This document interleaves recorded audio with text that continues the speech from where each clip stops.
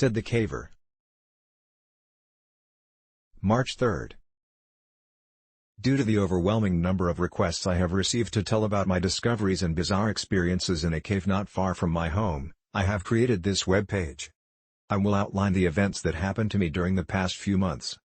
Beginning with my journey into a familiar cave in December and ending. Well, it hasn't actually ended yet. I will use my caving journal as the text to tell about my recent experience. I will give them to you as I experience them, in chronological order. I want to point out a few things before I tell about the events. First, I will not reveal the names of the other people involved in this experience. If you know me well enough, you probably know them already. Second, I will not reveal the location of the cave to anyone for any reason. So please don't ask. I refuse to be held accountable for anyone's life but my own. I will refer to the cave as Mystery Cave. That is not its real name. If you think these events sound far-fetched, I agree. I would come to the same conclusion had I not experienced them. I will try to finish the site as soon as possible. Check the date on the main page to see when I've made updates.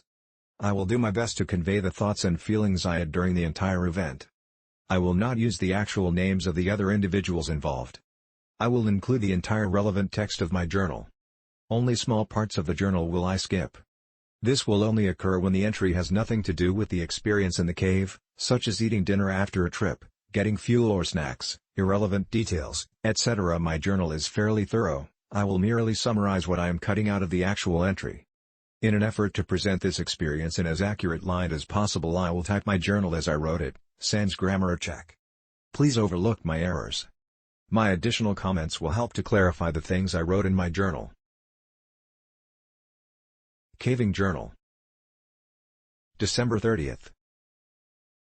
B and I decided to get in one more caving trip before the new year, so we set our sights on Mystery Cave.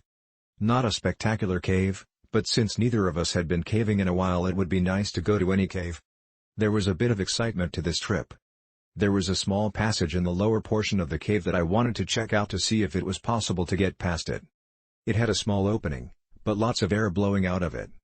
Even though it is way too small to climb through, I had never even checked to see what was inside the passage.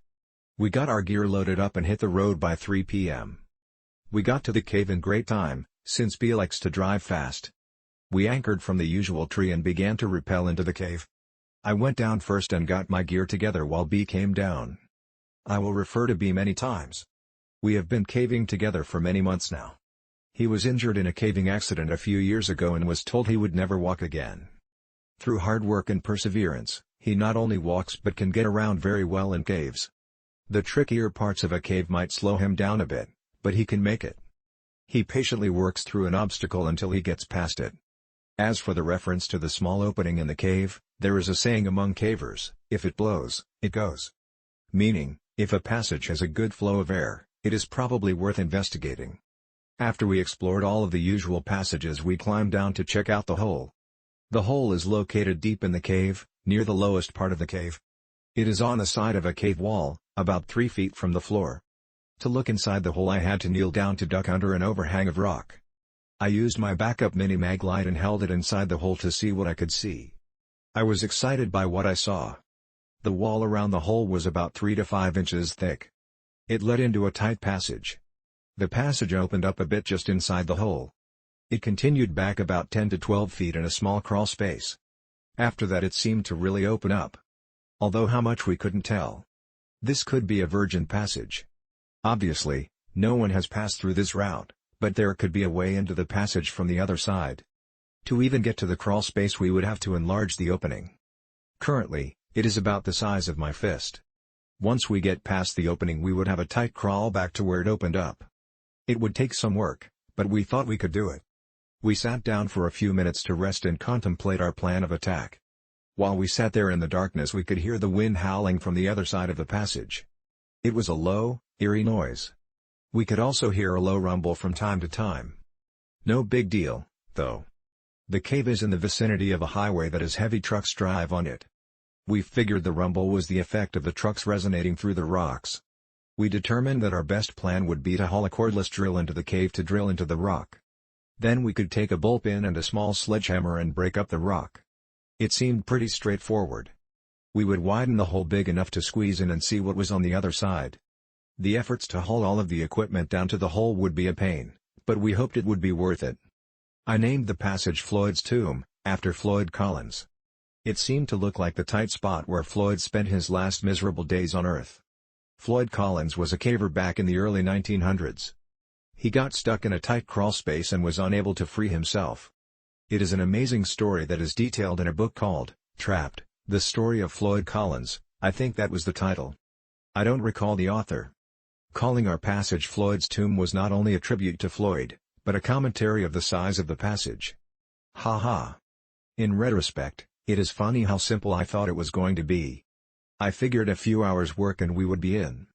Had I known how long it was going to take, I doubt I would have even begun the project. Had I known what I was going to experience in the cave, I never would have returned. We gathered up our gear and headed for the surface. Normally I couldn't care less if I ever came back into this cave. There is nothing special about it. But now I was psyched about getting back and getting through. We hadn't even left the cave and we were planning our return trip. The rest of the journal entry talked about the climb out of the cave, our dinner, and our trip back home. January 27th to 28th. B and I were both excited to get back into the cave and get to work. I figured with about 4 hours work we could be in and see what was on the other side. We had arranged to borrow a DeWalt cordless drill to bring with us. We also had masonry bits to drill with, sledgehammers, too, to break up the rock, bull pins to insert into the drill holes, and a few other tools that we ended up not using. Getting the tools down to the work site proved to be a challenge. One of us would climb down the rope and stop at a ledge or good resting place, then the other person would lower the tools. We kept repeating this routine until we got to the bottom of the cave. Then we had to drag the tools to the hole. It took about an hour to finally get to work. B took the first turn at the hole. After an hour of exhausting work, we could tell that we were not going to get through in one session. We kept trading off after we worked ourselves into a sweat. One would take a break and get some food and water while the other one went to work. The routine went like this: to begin work we had to get down on our knees and do our best to avoid smacking our heads on the ceiling. Working in this awkward position we would drill into the wall around the hole. That was difficult work. We really had to push on the drill, and it was still slow progress. Then we inserted the bull pin into the hole and hammered on it until the rock broke up. Then we would repeat the process. To give you an idea of how slow it went, the typical size rock that would break off was about fingernail size. If we broke off a large piece, about 1/3 the size of my palm, it was cause for celebration. From time to time, for variety, we would just wail on a cold chisel with a 5-pound sledge. It was slow progress. The problem with the sledge was that we couldn't take a good swing because of the tight quarters. Even though we spent many hours and several trips working on the hole, we never did find a better technique for widening the hole. The drill/bullpin/hammer got the best results for our efforts. We came up with some crazy ideas for breaking up the rock. Everything from TNT, never seriously considered, to hauling a generator to the mouth of the cave and running an extension cord down to a jackhammer. We even thought about using liquid nitrogen to freeze the rock and make it more brittle. After a couple hours of hard work, we realized what our limiting factor was going to be. It was about then that our first battery met an abrupt death. We had a second battery, so we swapped them out. The second battery lasted a little longer because we hammered and chiseled a little more often and a little longer each time. Finally, after about 3 more hours of drudgery, the second battery died and we called it a night. Phew. We could tell that we had done some work in the cave, but it was not much. For the first time since we got in the cave, we sat back, both of us took a break. It was nice to check out the results of our hard work. Then we noticed the howling again. It seemed to be a little louder than the last time we were there. We just figured the wind was blowing a little stronger outside. What we could not figure out was the rumbling. It, too, seemed to be louder, and more frequent. This time we could not attribute the noise to trucks. The road that the trucks drove on was not very busy to begin with. At that time of night, it should be dead. Yet the rumbling continued. It seemed to be coming from deep within the passage. B said he would ask some veteran cavers what could be causing the noise. We didn't spend a long time admiring our work. We still had to haul the gear up and out of the cave. Actually, we left some of it in the cave. It was still difficult work. What made it worse was that we were both exhausted. Our original plan was to be done with this cave and hit a couple of other caves in the area the next day. Instead, We decided to crash at a nearby motel, charge up the drill batteries, and go back to Mystery Cave. My journal goes on at length about the night after we left the cave. We got a room, dinner was excellent, I didn't sleep good despite the fact I was exhausted, etc. We both slept in, so we got a late start back into the cave. The second day working on the cave went about the same as the first. We worked until both batteries were dead again. We were still not even close to getting through. The howling and rumbling continued as the day before. On caving. Before I continue with the next journal entry, I thought it might be helpful to the reader to explain a little bit about caving and about the atmosphere in the cave. As I reread and think about my description of the cave, I notice that much of the language I use in my caving journal, and the descriptions, or lack thereof, assume that the reader has a knowledge of caving and what it is like inside a cave. In other words, I write my journals for me. I will take this time to give a more detailed description of the cave. I will tell about what it was like while we worked on the cave. And I will summarize our feelings up to this point. The cave was discovered several decades ago when construction in the area unearthed its entrance. From that time to the present, it has been visited by mostly locals in the area and avid cavers in the region. Beer cans can be found intermittently in the cave, mostly in the upper half. When the cave was first entered, it was probably beautiful. Dust, graffiti, vandals, pigeons, and regular use have diminished its appeal. There are still places in the cave where small formations remain undisturbed, as a reminder of what the rest of the cave used to look like. To enter the cave, one must have a good length of rope, in order to rappel down into the rock. A nearby tree serves as a good anchor point. Once the rope is tied to the tree, about 20 feet away from a small cliff, it can be tossed over the edge of the cliff to a small ledge 15 feet below. Cavers can then descend the short distance to the entrance. Once inside the cave, artificial light must be used. My light source of choice is a battery-operated, helmet-mounted light, known as a TAG light. Safe caving calls for at least 2 sources of backup lighting. For my backup lighting, I have a mini-mag light mounted to my helmet, and another helmet-mounted light in my pack, which I always carry with me. I also have glow sticks that I carry with me. These are not considered good sources of backup light, by some, but they are good to use for taking lunch breaks. And they could be used to get out of a cave if the other sources fail. After a short climb over large rocks, the caver comes to a large pit. The same rope is used to reach the bottom of the pit. The drop is only 50 feet or so, but it is not free hanging. In other words, you can't slide straight down the rope, which is preferable. You have to snake your way around sharp rocks as you descend. The ascent is made more difficult for the same reason. The pit varies in diameter from about 10 feet, to 3 or 4 in a few places. The walls are lined with a sharp, white rock called popcorn. Let me correct that, it used to be white, but is now covered with dust and dirt that was kicked down from above by years of caving. The popcorn makes it painful to brush against the side of the pit. My choice of clothing is Levi's, t-shirt, gloves and knee pads. I usually leave the cave with few scrapes, but at least I am comfortable while I climb around inside. The temperature is stable year-round. It feels cool in the summer, and warm in the winter. We have gone in on freezing days, and 10 feet into the cave it is warm enough that coats are not needed. It is a good temperature to work in, as we learned. For this size drop, I usually use a figure-8 descending device. For the climb up, I attach myself to the rope using a pencil ascender, but I climb up on my own without using the device. It is there merely as a safety attachment, in case I slip. Other cavers have their own methods of getting down and up. At the bottom of the drop, the caver gets to do some crawling for a while. There is a small room, about 6 by 6 feet, at the bottom that gives the caver a spot to leave his harness and descending/ascending gear. Since there is no more steep drops, the harness is not needed and will only get in the way. Once the caver gets down to the 6 by 6 room, he can take a break under a ledge while the rest of the party comes down. Then he must drop to his knees to negotiate a 10-foot-long passage that is only a few feet high. This is where the knee pads come in handy. The floor is covered with soft dirt, intermingled with bits of broken rock from above. The thin layer of dirt does nothing to soften the blow to the hands and knees as the caver works down the crawl space. As a reward, at the end of the crawl, he gets to drop to his belly and scoot under a tight squeeze. Not really tight, just something low enough to make the caver scoot along in the dirt. Once the caver gets on the other side of the squeeze, there are a few feet of crawl space, then the cave opens up enough to stand. For most of the rest of the cave, the caver can stand, or at least stoop. The cave splits off into several passages at this point. Two routes wind around rocks and crevasses and come to abrupt dead ends. The other two lead to small pools of water. Each route is fun to explore. They all lead on for 100 feet or so in a gradual downward slope. Most of the time the caver can walk upright in the passages. Other times he will have to climb over large boulders or occasionally crawl on hands and knees. Water is a common occurrence in caves. I have been told that one of the local residents was one of the first people in the cave, and that his cousin dove into the pools using scuba gear. He said the cave continued down for a couple of 100 feet underwater.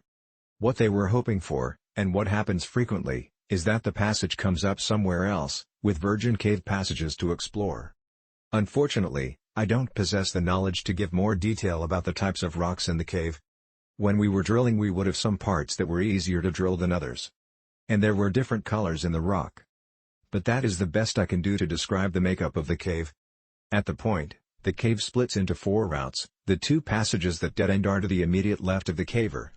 Straight ahead and to the right are the passages that lead to pools of water.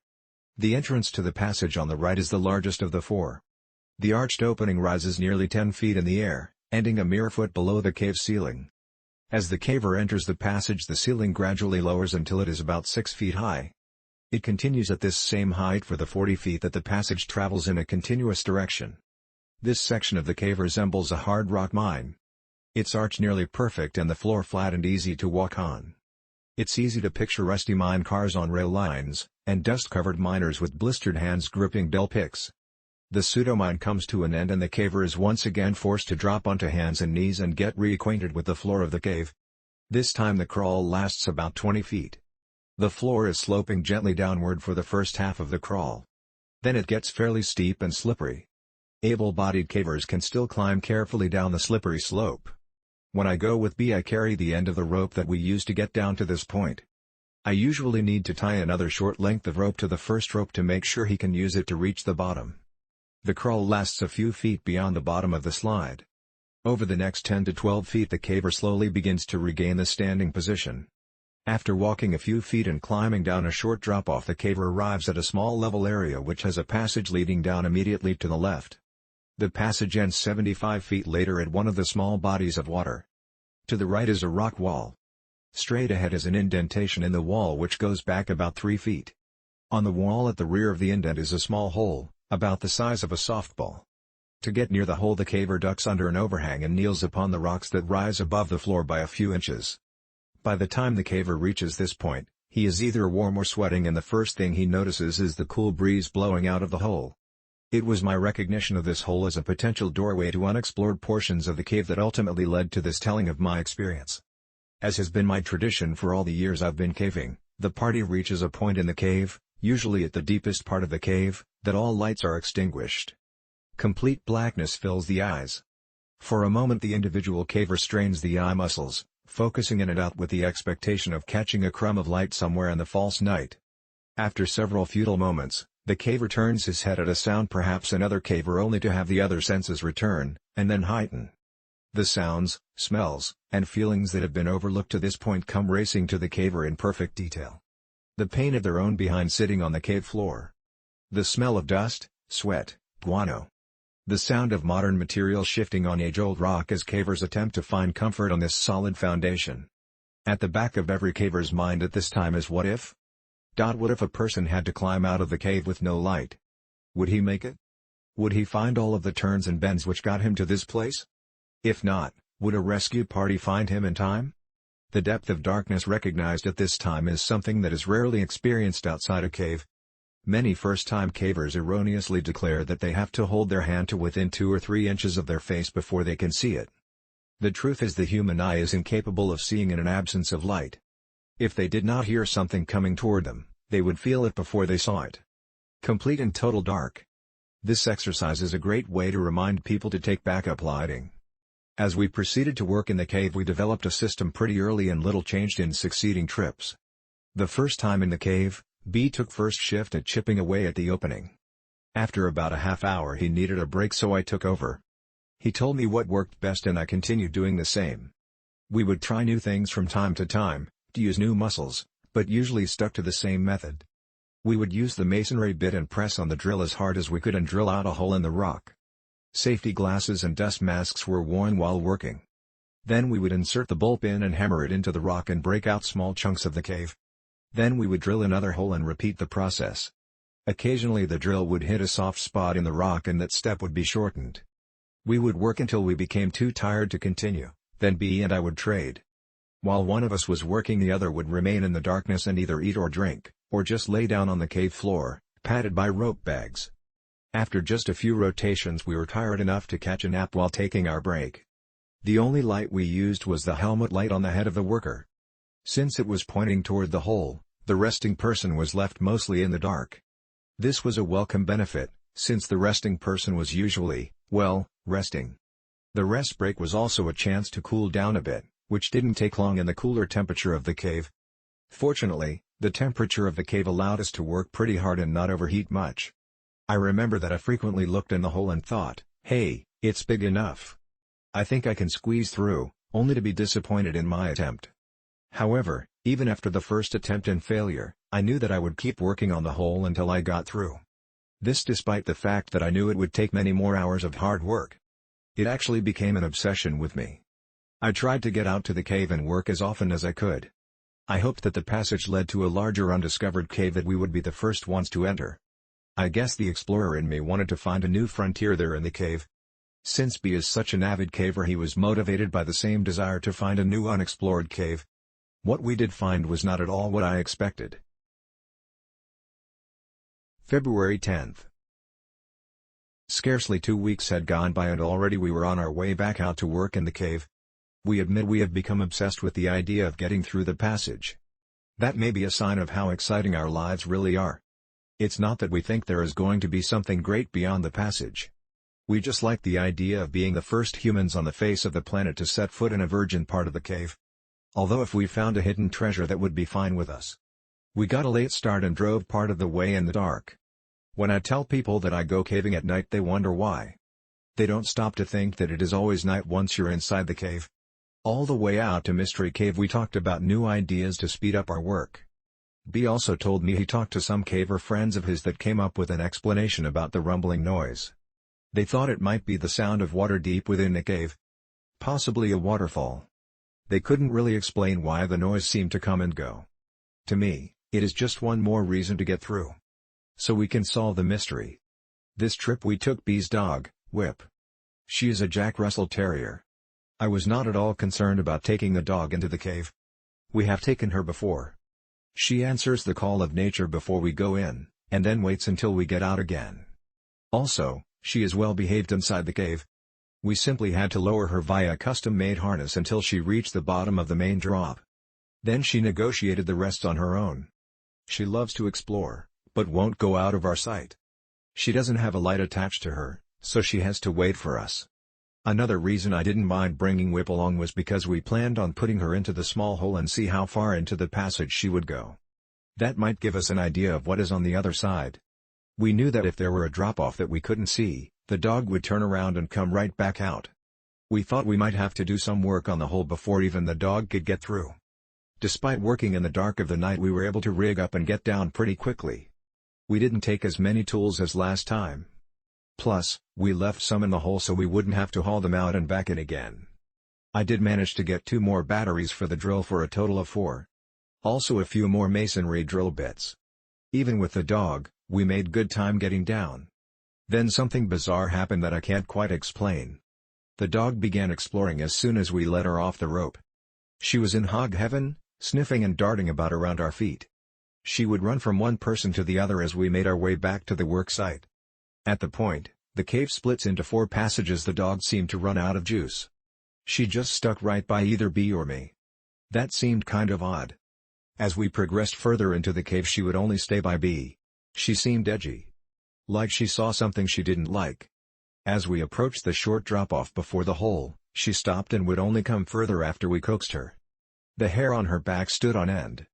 Finally, as we got to within 20 feet of the hole, she began to whimper and hide behind B. Her tail was between her legs and she was cowering down on the ground. Strange.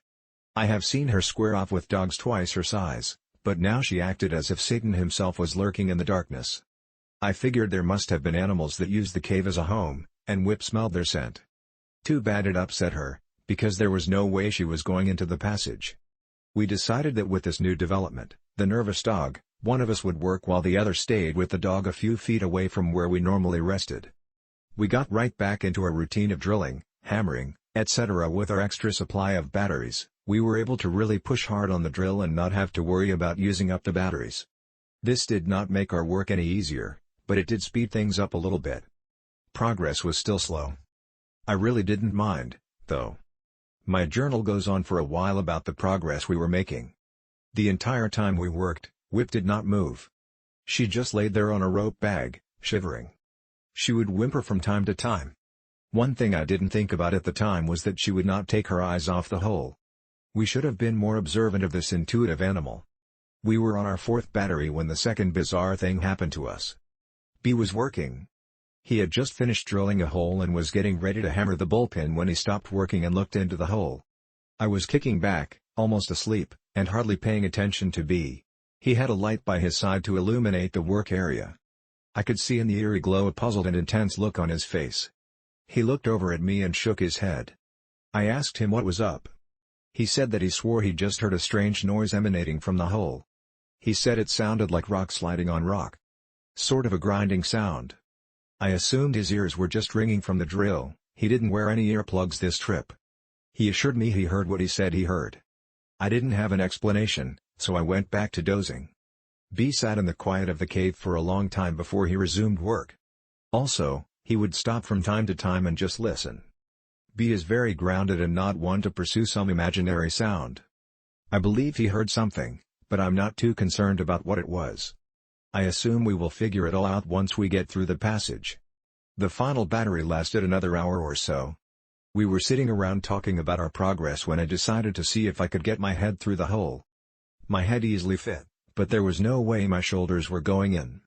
As I was kneeling there contemplating how close we were, I noticed something that B overlooked. The wind had stopped. In all of the times I've been in the cave I have always felt the wind blowing. The last time we were out working on the cave the wind was blowing worse than ever. Even earlier we remember the breeze cooling us off. But now, nothing. B said he did not know when it stopped. The rumbling had ceased, too. Bizarre. This plain old cave was becoming mysterious. We talked for a long time in the dark of the cave. We debated what could possibly be causing these unusual events to occur. I think part of the reason we were sitting in the dark was because we were both too hammered to move. We could come up with no reasonable explanation for the strange things happening in the cave. After sitting for at least a half hour we slowly loaded up our gear and started for the surface. Whip couldn't have been happier to get out of there. Once again we left some of the tools in the cave. We just put them in the hole. Not enough people used the cave to worry about. Plus, we were too tired to care. We made a lot of progress on this trip. It helps to have the extra batteries. We still have a long way to go, but it sure is nice to see how far we have come. The rest of the journal entry talks about climbing out of the cave, getting a room at a motel, and crashing. We were beat.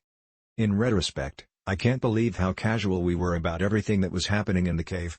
At the time the only thing we could think about was getting into the passage. Everything else was just a minor distraction. I do recall thinking that it would be nice to get in and see how the mechanics of the cave worked, where the wind was coming from, what was making the noise, etc. Now, weeks later, I think of my ignorance and naivete, and shiver. March 3rd to 4th. It took us 3 weeks before we got back out to Mystery Cave again. Our attitudes have changed a bit since we first started the project. In the beginning, we looked at the whole thing as a fun adventure. Since the last trip out we found ourselves taking a more serious approach. On the drive out this time, our conversation was a little more subdued than before. We hadn't talked much since the last trip, not for any reason but scheduling conflicts. Instead of discussing ways of getting through the passage, we found ourselves talking about rational explanations for what had happened.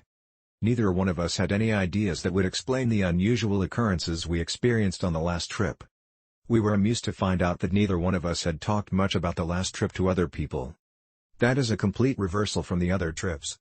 It has been fun to report to friends and family about our progress. It is always fun to tell people about the tight squeeze we are going to have to go through to get into the passage. Most people have little desire to voluntarily subject themselves to incredibly tight places.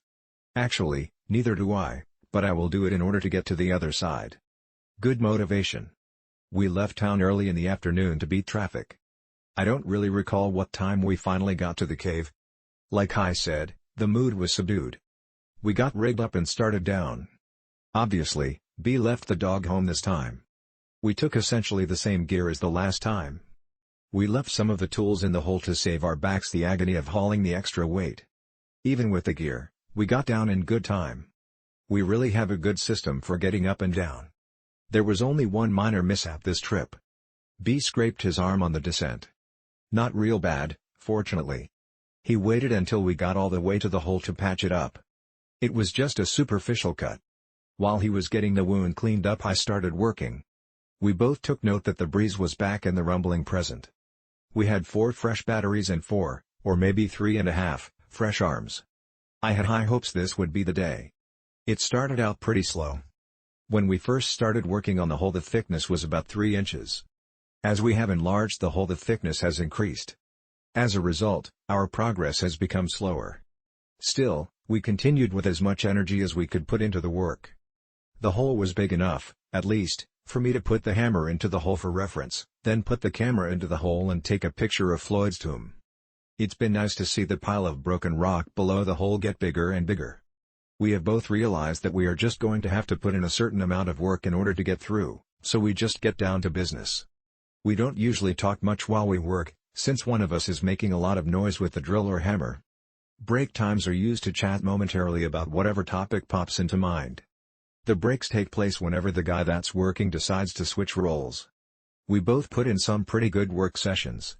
I have a little more stamina than B, but he gets just as much done in a shorter amount of time, due to his upper body strength.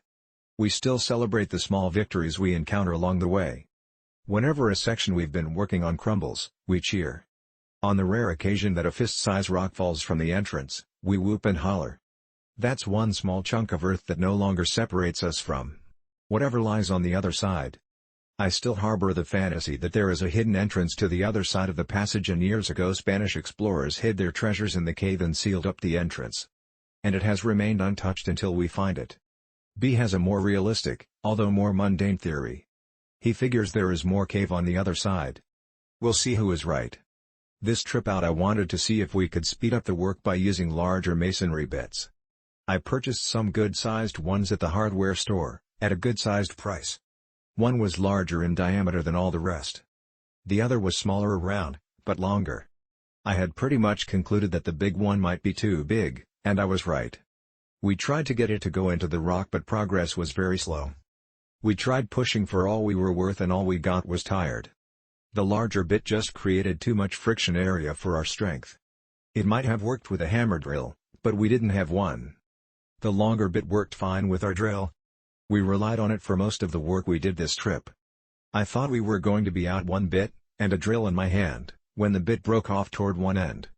I was pushing as hard as I could on the drill with the bit a few inches in the wall, when it snapped. I nearly rammed the drill through the wall from pushing so hard. We were able to retrieve the bit and keep using it, minus a couple of inches. It still worked great. Only once in a great while did we resort to hammer and chisel. Work was proceeding as normal, until about the time we were on our 4th battery. I was kneeling down and working the drill slowly into the wall at the time. I had my earplugs in, my safety glasses on, and was lost in my own thoughts. Suddenly, over the squeal of the drill wearing down the rock, I heard a strange noise. It was loud.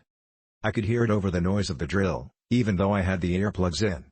At first, I thought it was just the drill bit doing its job on the cave. It would frequently complain by screeching and whining as we forced it into the wall. But this was different. It took me several full seconds to comprehend that this was coming from inside the hole, and not the bit. I stopped drilling and yanked my earplugs out just in time to hear the most terrible scream I have ever heard trail off and echo into the darkness of the cavern. I stared wide-eyed at the hole.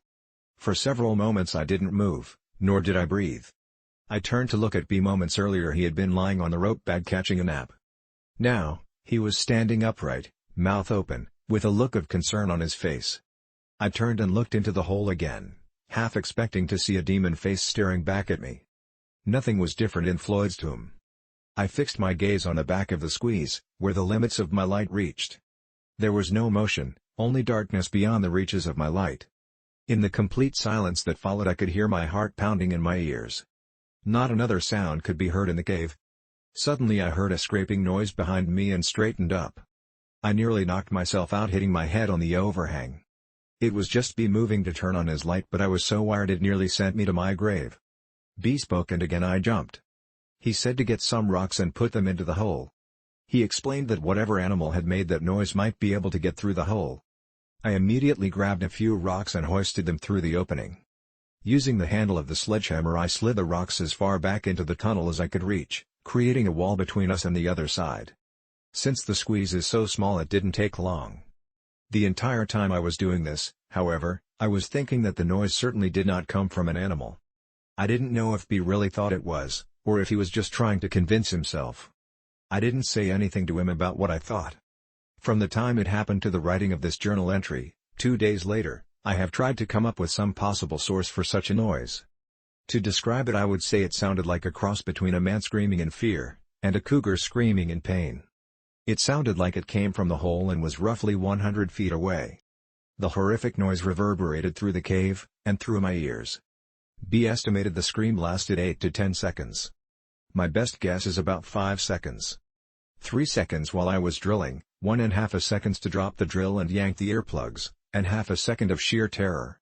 It's difficult to tell how much time passes when you're listening to a solo from the depths of Hades. After I filled the back of the passage with rocks we just sat there listening to the silence. My breathing was a lot more rapid than usual. Neither of us spoke for quite some time. Finally, B suggested we get back to work, but keep an eye out for movement in the hole. We put a light in the passage that shined to the back of Floyd's tomb.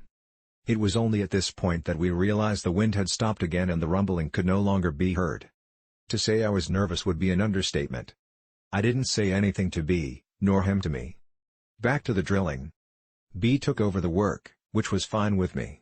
I wasn't exactly worn out, but I didn't mind being further from the hole. B would stop from time to time and listen. I just sat, watching him, with my light on. I wasn't close to the entrance to the hole, but I still found myself looking behind me down the passage to the still water. Every time my light would cast an unusual shadow my heart would jump. My imagination was running wild. Oddly, B seemed to be less concerned about the strange noise than me. After a short time, he seemed to be focused entirely on getting through the passage. I was still straining to listen above the sound of the drill. I heard nothing but the now familiar sound of carbide on stone. As I contemplated the possible scenarios which might play out on the other side of the passage I found myself strangely getting somewhat excited again about getting through. It might have been fatigue taking its toll on my mind. Or the thought of something valuable on the other side. My thoughts were broken when B let out a yell. Possibly a cuss word. He said the drill battery was dying, but he hadn't quite broken off a large, relative, section he was working on. He set the useless drill aside and picked up a hammer and bolt pin. He started wailing away at the hole created by the bit. After nearly 10 solid minutes of hammering, he sat back against the rock, sweating and nearly out of breath. The bolt pin was still protruding from the cave wall. He held the hammer toward me, inviting me to take a few swings. I held up my hand and shook my head. I had been ready to exit this cave for quite a while now. He didn't press the issue, and without speaking we both started gathering the gear we were going to take out. Once again we stashed some of the tools in the passage. I was first to start toward the top of the cave. Several times I had to stop and wait for B, not because he was moving slow. I was just more than eager to get out. Few times have I felt better than that night, stepping out into the chilly night air. My journal talks about the rest of the evening, our dinner, our decision to get a motel and come back the next day, our lengthy discussion on the strange sounds we had heard, another mediocre night's sleep. I cannot believe that we were so willing to get right back into the cave after hearing the scream. Part of the reason I went along with the idea was because B seemed so indifferent to any possible dangers. Even if it were an animal, which I did not believe, but could offer no better explanation, weren't we possibly putting ourselves in harm's way? In retrospect, I still have difficulty understanding our thought process at that time. We were just too eager to discover virgin cave passages. I now think it can be summed up with one word: testosterone. February 13th. It's amazing what a couple of good meals and a little sleep can do for someone's attitude. Even though we still had memories of the strange noise fresh in our minds, we relit our fire of enthusiasm. The other side of the passage seemed so close. We were sure this would be the day. We got to the cave and started to work our way down to the hole. Getting back into the darkness of the cave brought back the memories of the night before. The sight of the circle of rock illuminated by our headlamps, the smell of dirt in the air, the sound we made as we crawl across the rock. Once we reached the entrance to Floyd's tomb, however, we were once again ready to blaze the trail leading to an undiscovered part of the cave. We immediately noted the presence of the breeze blowing out of the hole, and the rumbling. The bullpen sticking out of its hole was an obvious sign of where we needed to begin work for the day. B took over where he left off the day before. I took up residence in the same spot I occupied the night before, even though I was already well rested and wanting to start work. B was making the hammer sing with each blow. After a mere 2 or 3 minutes, he let out a cheer. He turned to reveal a handful of rock that used to be attached to the cave. He was breathing heavily but had a big smile on his face. So did I. For the time the strange noise had been forgotten, and the vision of success captured our attention. The lower left-hand corner of the hole had been giving us grief because of the thickness of the wall at that point. We felt that if we could just remove that corner, we might be on our way inside. B now held in his hand the crumbled remains of the corner. Our excitement consumed us as we examined the hole. I took the hammer and pounded away at the surface of the hole. The idea was to remove the jagged edges that would take their toll on my skin. The size looked right. Now, the moment we had been working for. I cautiously approached the entrance to Floyd's tomb. I decided the best way to enter the small hole was to place one arm over my head, turn my head sideways, and slowly work my way in. I soon determined this was not going to work. The hole was small. If I was going to make it in without widening the hole anymore, I was going to have to put both arms over my head, in a diving position, turn my head sideways, and slip into the tomb. The width of the entrance was the limiting factor. The height was sufficient. The arms overhead position flared my shoulder blades out, but there was still room to get in. Plus, the arms overhead gave me the best squeeze side to side. In order to enter straight into the hole, I stood on my feet and bent over to get level with the entrance. My knees were bent and the position was uncomfortable, sort of a semi-squatting position, bent at the waist with arms overhead. Plus, I had to slightly turn my upper torso to the left, in a counterclockwise rotation, to negotiate the angle of the entrance. I got my arms through the entrance with minor scrapes. Next came my head. By keeping it turned sideways I was able to get it in, for the most part, up to my shoulders. When I got to my shoulders I could feel the rocks touching all around my shoulders and chest.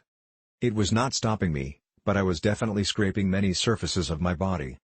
I decided to just push through, keeping in mind that I was going to have to come back out eventually. The pain was not too bad, and I was in. Well, my upper body was in. At least I could get a good idea what the tomb was going to be like. Once inside the tomb, I had a few inches all around me in which to position my body. This was the largest part of the passage, and it was conveniently located right at the beginning of the crawl. That gave me a little room to get positioned to crawl further into the passage. Inside the tomb gave me a whole new outlook of what it was going to be like to crawl through. Even though this was the largest part of the crawl, it was still small. I could move my head around freely, but every direction that I turned I was staring at a wall of solid rock. When I spoke to B my voice sounded muffled, like I was talking in a small box. I could rest my chest on the passage floor, but the rocks were uncomfortable. I turned my head to look further ahead, but couldn't see past the wall of rocks I had built the day before. The squeeze toward the end of the passage was closer now, and appeared even narrower. I didn't know if I could squeeze through or not. I knew it would be close. I wanted to crawl further into the passage. First, however, I had to work to get some of the loose rocks that were lying on the passage floor out of my way. I was disappointed to find out that most of the rocks that looked loose were actually attached to the floor. I was hoping to be able to just scrape them out of the way. I had pushed the sledgehammer into the passage before me, so at this point, I used it to push the rock wall we had made further back in the passage. Then I dragged the sledge back and forth across the floor to move any loose rocks, or break up the solid ones. By sliding the head of the hammer under the squeeze, I determined that the narrowest part of the squeeze was about 7 inches high. I figured we would have to do some work before I could slip through. The entire time I had my head in the passage, B was just kicking back, listening to my descriptions and progress reports. Up to this point the size of the passage was not too big of a deal. I was in an incredibly small passage, but only my upper body was in, and since it was the largest part of the passage, and my arms could move freely, I was pretty calm. Then it was time for a push. I slid the sledgehammer up as far as I could reach. Since my body filled the entrance, I could not slip the tool out, so it was easier to push it ahead. In order to rotate my hips to the proper angle to enter the hole, I had to lean my upper body on my forearms, use my feet to climb the wall outside the hole, and slowly crawl into the hole. My hips barely fit. Once they cleared the entrance, I could relax a bit and get in position to work toward the squeeze. I decided to try the one-arm forward technique to get through. The passage was so narrow that whatever position I started with, I would have to stay with through the entire length. There was just no room to move around or change positions. I would also have to turn my head one way or another, and keep it in the same position. This crawl was tight. Moving forward at this part of the passage was relatively easy. I could use my forward arm, my left arm, to pull and my other arm to push. At the same time, I would wiggle my body, trying to arch as much as I could to keep my chest off the rocks. I tried both ways and determined that I would turn my head to the right. It felt the most comfortable. I began to learn things as I went. I determined that a small flashlight in one hand would be nice. Then I could shine it ahead and get a better idea of what I was about to crawl over. This was a difficult maneuver because I had to look overhead, since my head was turned. It became immediately obvious that we were going to have to do some more work removing rocks from the passage floor. As I moved along the surface, I was constantly scraping my chest on the rocks. They were sharp and it was painful. Occasionally I would cause a rock to slide along under my chest and actually wedge me between it and the top of the passage. I would then have to back up and either try to move the rock to the side with my cheek, using a sweeping motion with my head, or back way out and move it with my forward hand. My little trip into the passage represented a major milestone in my caving career. When I began caving, I did not feel overly comfortable going through tight spaces. Even the little squeeze at the beginning of this cave was an obstacle to overcome. By pushing myself and forcing myself to try the narrow passages, I had become much calmer about tight spaces. Still, this passage represented a new benchmark in small spaces. I had not been faced with anything this small. I don't remember having to take off my helmet before now. With this passage, it is mandatory. As I mentioned before, not only do I have to take off my helmet, but I have to turn my head to the side in order to fit. The journey into the tomb went like this. After I had twisted my hips into the passage, I took a few minutes to stop and work out a game plan. Most of the length of my legs was still outside the entrance. They were just dangling in the air. The tomb was still big enough to move my head around, and even move my arms freely into position. It was larger than the rest of the passage, but not by much. It was like sticking your head into a box. Everywhere I looked there were rocks, and not too far from my head. Any sound I made was muffled and dead. The narrowest part of the passage was about 10 feet in. At this point, I was about 3.5 feet in. At about the 4-foot mark I would have to commit to whatever position I felt comfortable, and stay that way until the 12-foot mark, at which time the cave started opening up. I went with my left arm forward and head turned to the right. B had given me a flashlight that I held in my left hand. As I inched forward, I would try to brush the loose rocks away with my left arm. This was somewhat successful, but there were a lot of rocks I missed or could not move. As mentioned, the first little bit of the crawl moved along fairly quickly, since there was a little room above me to negotiate the passage. Then the walls started to close in around me. I had a few extra inches on each side of me, but the top of the crawl was getting very low. At about the 7-foot mark I could feel the top rubbing my back as I would arch. After another half a foot, I couldn't arch anymore. I had to just push ahead with my toes and pull with my forward arm. I decided it would be a good time to see if I could back out. I tried it and it was pretty easy. That gave me a lot more confidence. Still, I had B-tie webbing to my feet, just in case he had to pull me out. My neck was starting to get sore from being cranked to the side. My head was getting heavy, but to rest it the only option I had was to lay it down on the broken rocks. It was painful, but I did it frequently. I was staring at the wall to my right. It was a mere 4 to 5 inches from my face. Most of the time I wasn't watching the wall. Either I had my eyes closed, which I sometimes do when I go through a tight spot, or the light wasn't shining in a direction that did me any good. It was very quiet in the tomb, other than my own breath. I was breathing heavy from the effort it took to move. Thankfully the breeze was present and cooled me off. By lifting my head and carefully touching the ceiling from time to time I could gauge the size of the passage that my body would soon pass through. Much like a cat using its whiskers to gauge an opening in a fence. At the 7.5-foot mark I could tell things were about to get real tight. While lying in the darkness, in a passage deep within a cave, one is in a unique position to ponder. A mountain literally resting on top of me, the entire earth lying below. One tiny movement of earth and I would cease to exist. Or worse, to recognize the fear shared by Floyd Collins as he lay there, trapped for days deep within the heart of Mother Earth, incapable of freeing himself from his earthen prison. Picture yourself in my position, lying on your stomach, your left arm is extended over your head. Your right arm is at your side, having only a few inches in which to move. Your arms and hands are sore and bleeding from crawling/pulling yourself across the broken rocks. Your entire body is resting on the rocks. Your neck gets tired of holding your head off the rocks, so you gently rest your cheek on the rock to rest. Once you start again you have to push with your toes to scoot your body forward, sliding across the rocks. After moving a few inches you are breathing hard and have to rest. As you inhale you can feel your back pressing hard against the top of the squeeze. It takes several minutes before you recover enough to press forward. The entire time you are lying there you think about how you are going to get back out. And, what if? Well, that's pretty much what I was going through at that point in the passage. When I reached the point where my back was rubbing and I could feel with my head the passage was not getting bigger, I knew I was most likely not going to get through. Still, I decided to give it one more push. If I had been in this position a year ago, I would have been in a state of panic, but not today. I was pretty pumped. I took a few minutes to rest, then I went for it. I exhaled completely all of the air in my lungs. This caused my chest to collapse enough to scoot forward a few inches.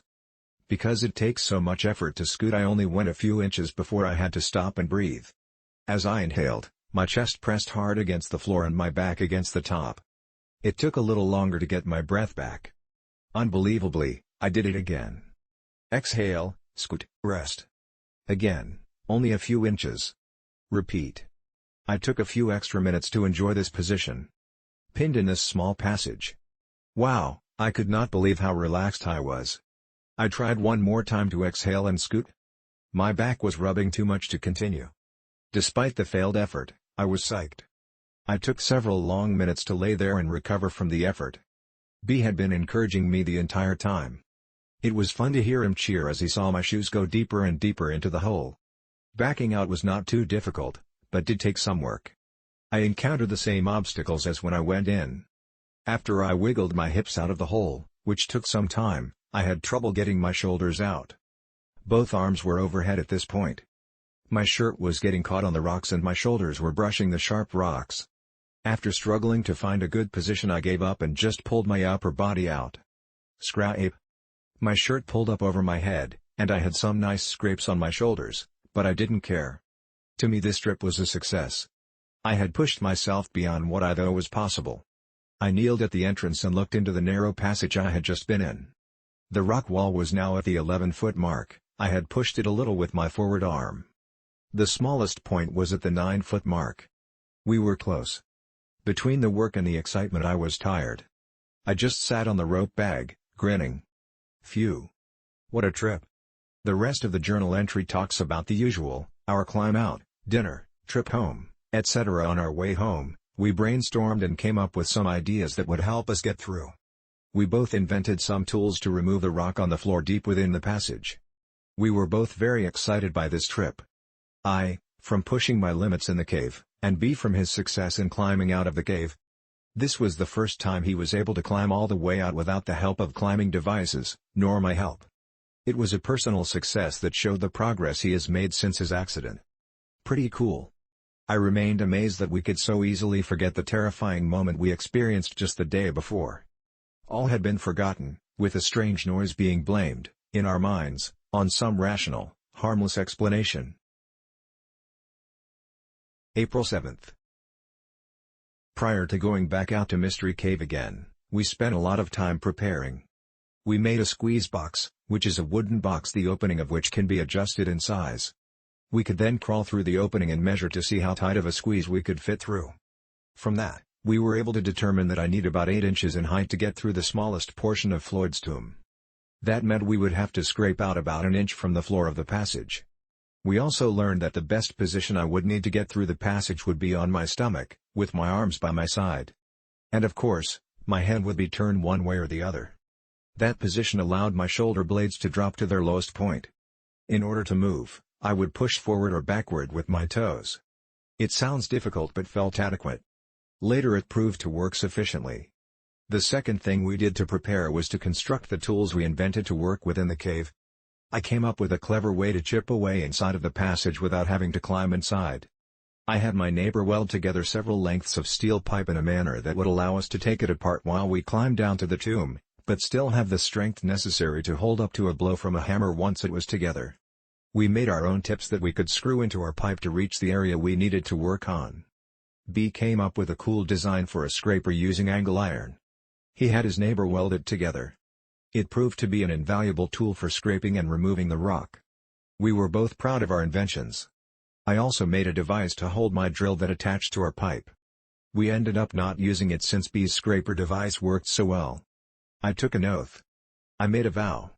I would not leave the cave until I had made it through the passage, conquered Floyd's tomb. This would be the trip. It had been a long time since we had been out to Mystery. We had been busy, though. We had made the tools we had talked about. It was fun coming up with ideas for tools. Also, we made a squeeze box to determine the best technique for getting through the tight spot. Plus we knew about how much rock we need to remove before we could get through. We were excited to get back out to the cave to finish our project. Our climb down to the passage took a little bit longer than usual since we had extra tools to carry. Once we got down to the passage we immediately got to work using B's scraping tool with the pipe I had made. It worked like a charm. We could hammer the pipe on one end and the scraping tool on the other end dug into the rock. Then we could push the debris all the way through the passage and out of our way. When we needed to measure our progress we would turn the scraper sideways in the passage and observe the clearance. We worked for about 2 hours before I had a desire to try the tomb. I just wanted to make sure I was going to make it through on the first try.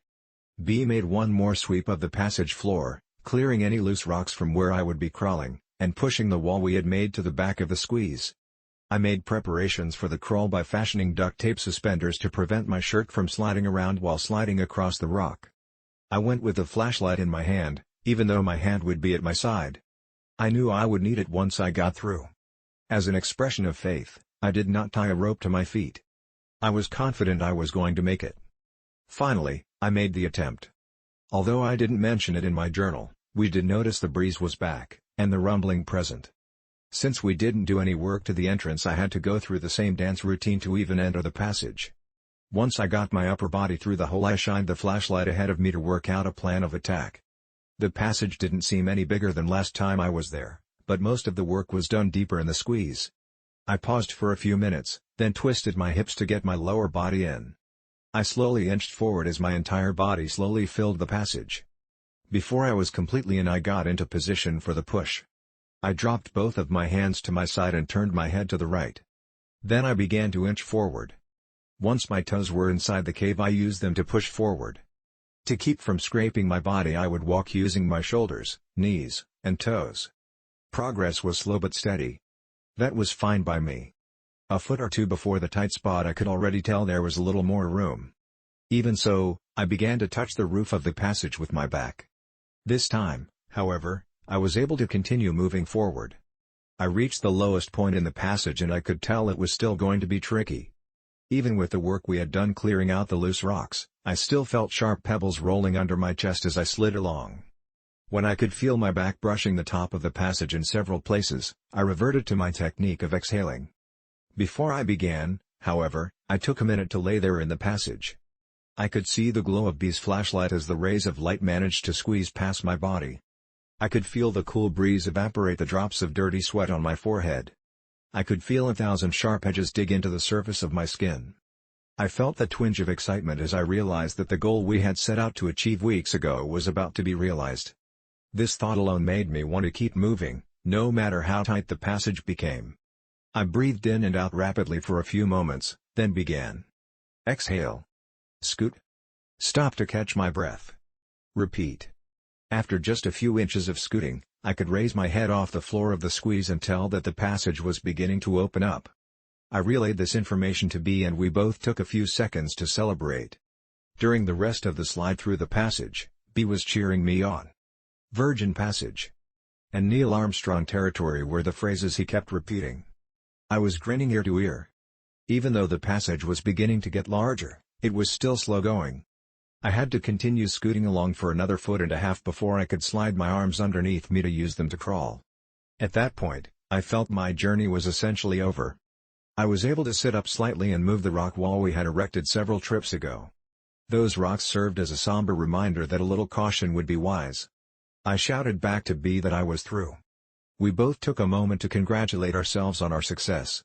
B would likely never be able to squeeze through the passage and see what I was seeing, so I gave him a description of what the cave looked like. At this point, I only had my mini-mag, so I could not see very far into the passage.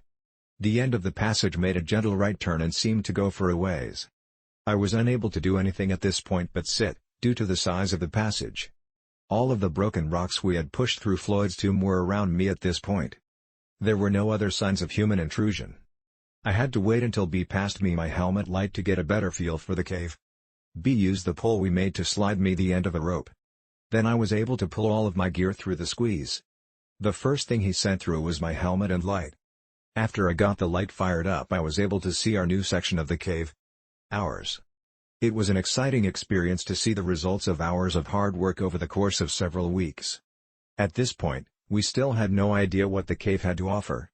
The only thing I could see was the passage immediately following the squeeze. It was a narrow passage with a low ceiling. I would easily be able to get through it, but I would have to crawl. I began taking pictures so I could show B. I asked B how far he thought I should venture into the new cave, in light of the strange events that had occurred. For the first time he, too, toned down his enthusiasm as he remembered the noises. He slid the pipe through the tomb with a loosened tip on the end. He said I could use it as a weapon if I ran into an animal or... He also told me to make sure we could hear each other as I progressed into the cave.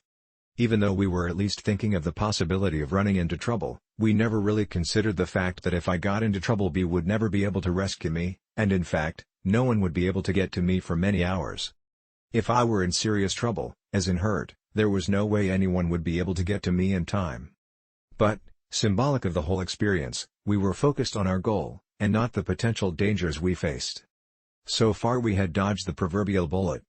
So far. I strapped on my gloves and knee pads, grabbed my camera, and began my adventure. I crawled through the passage pictured above, which was about 20 feet long.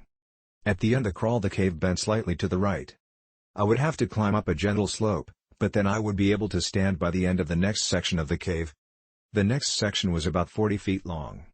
In addition to having a higher ceiling, the walls were a little wider than the section I had just crawled through. Both sections were relatively straight. The floor was covered with a type of rock which crunched as I crawled, and then walked across it. The walls were basically the same as much of Mystery Cave, except pristine. It was obvious no one had been there before me. Upon closer examination of the walls, I found two delicate types of formations. The first resembled several chunks of grated cheese tied together on one end, with the rest of the cheese just flopping down. The second formation was just tiny strands of rock, thinner than human hair. It looked pretty cool. I found several examples of both kinds of formations. I was not even through the second section of cave and I could barely hear B. Cave's passages are not very acoustically friendly. I shouted to him that I would go for half hour then return. He said that would be fine, and to be careful. Then I proceeded to explore some more. I could walk nearly upright at this point. I was on the third straight section of the cave when I discovered a crystal formation on the wall to my right. It was in several layers on the wall, resembling clear candle wax that was allowed to melt and drip down the wall. There were several small stalactite-looking formations formed by these crystals. The longest was about 4 inches in length. There would have been one much longer, judging by the size of the base, but it had broken off. I looked to see if I could locate where it ended up but I couldn't find it.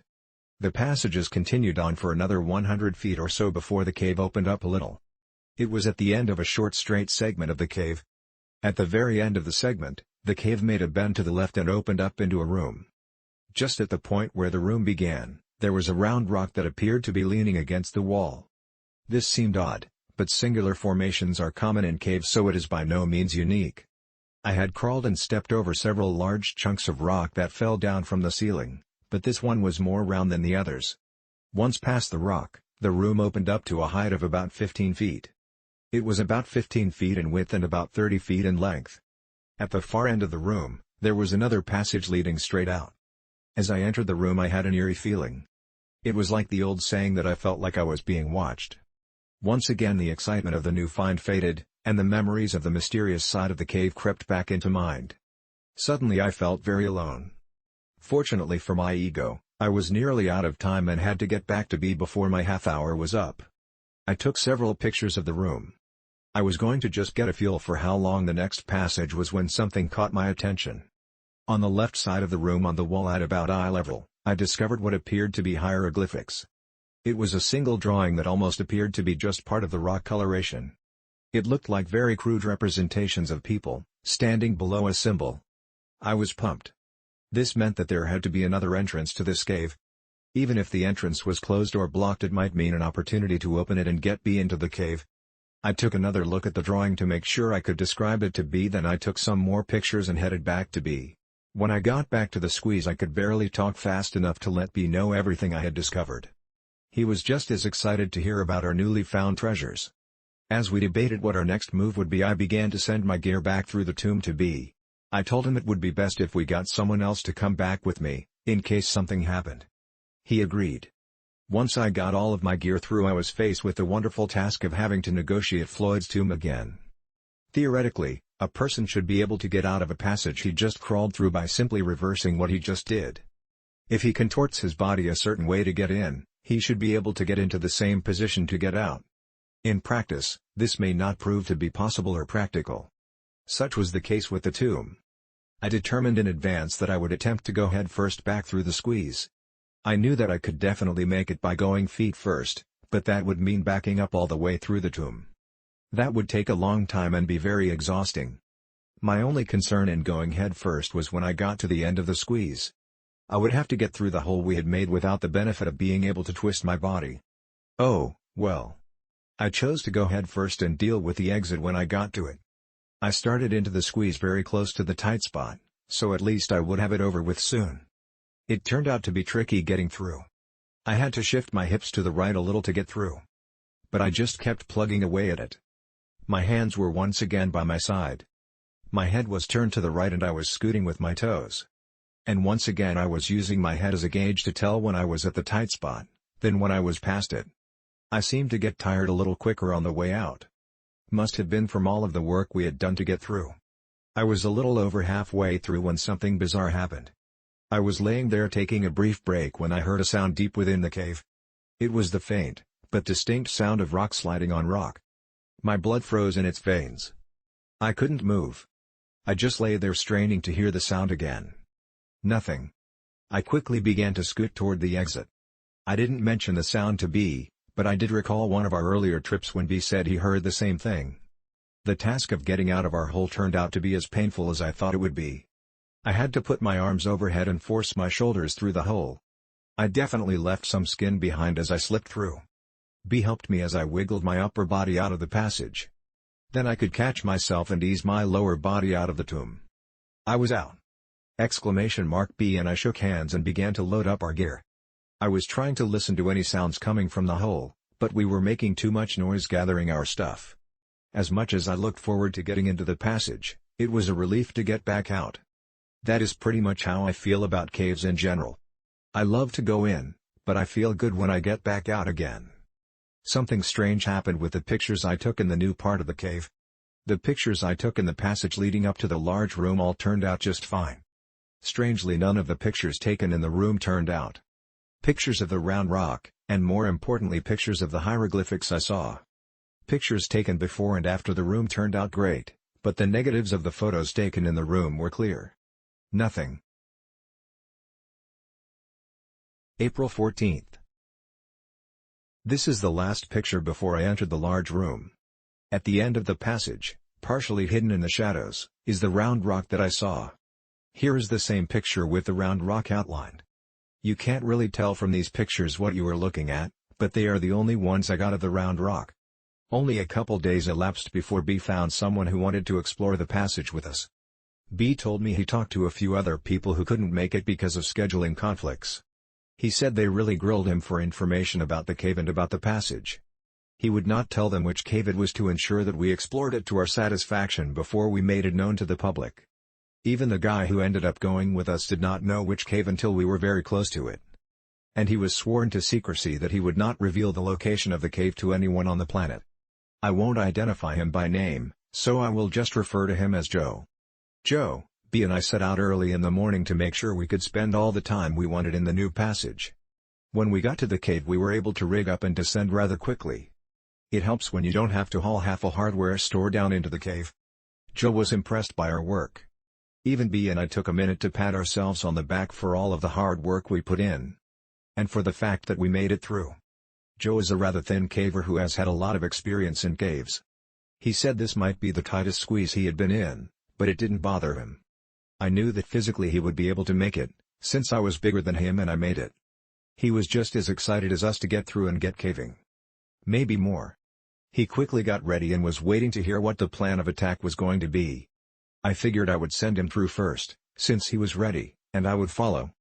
B would pass our gear through and wait for us outside the passage.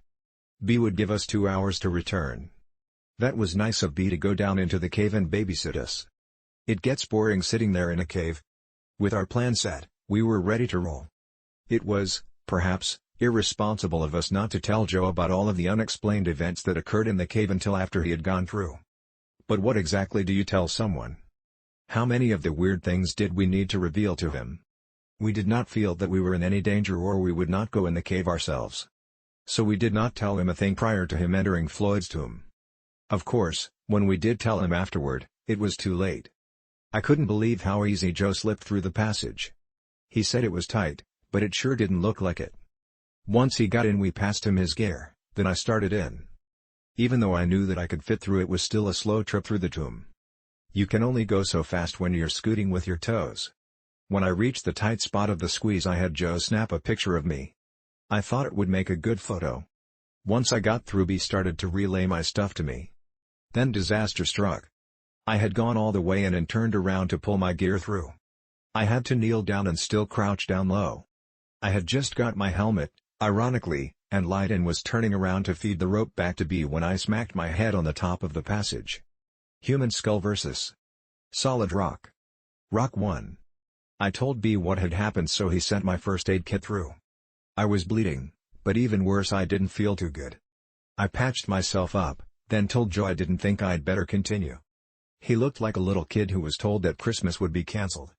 Although I didn't like the idea of him exploring the cave without me, for selfish reasons, of course, I wanted him to at least see part of the cave for making the trip out there.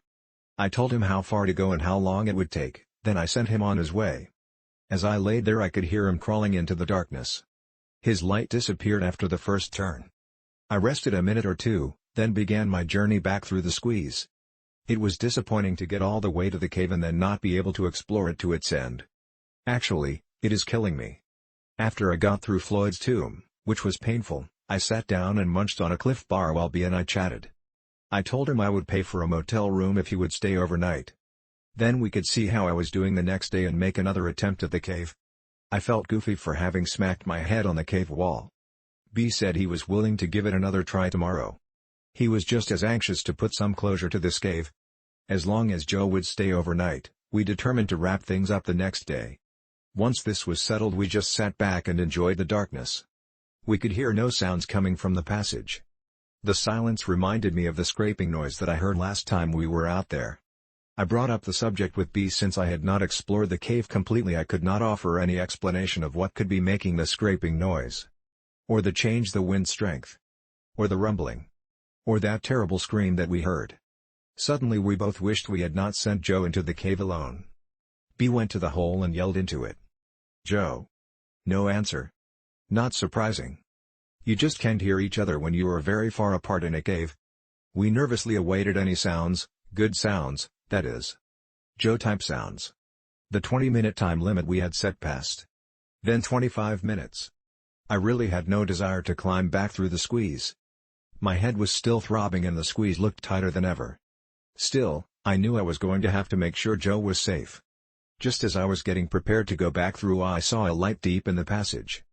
Joe? I called out. Nothing. Joe. Still no answer. The light got brighter and I could hear the noise of someone crawling across the broken rock that lined the cave. "You okay, Joe?" "No," was his weak reply. When he got to the other side of the tomb he said he was not feeling well. He quickly took his gear off and put them in the bag so we could pull it through. As I pulled the bag through the passage he began to climb back through the tomb. We didn't even get a chance to question him about what he saw before he was coming back through. He quickly slipped through the squeeze in the hole and we finally got a look at him. He looked terrible. His face was pale and he was out of breath. The dust that covers the floor of the squeeze left its mark on his face and clothes. He had numerous small cuts and scratches on his face and arms. Probably from his rapid exit from the passage. His eyes were open wide. We only had a brief moment to look at the change that had occurred to Joe before he started to head up and out of the cave, without saying a word. While Joe and B started for the surface I took a minute to gather our gear. Then I stopped to listen into the passage. I heard nothing. And I felt nothing. The wind had stopped. Part of me wanted to get out of the cave as fast as possible. But another part of me wanted to immediately climb back through the passage to find out what made this cave tick.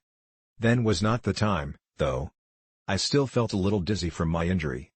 At that moment I noticed B and Joe had made good time getting up the cave passage and I was left alone. Chills ran through my body as I scurried to catch up with them. Once we got outside the cave I figured we would be able to find out more from Joe.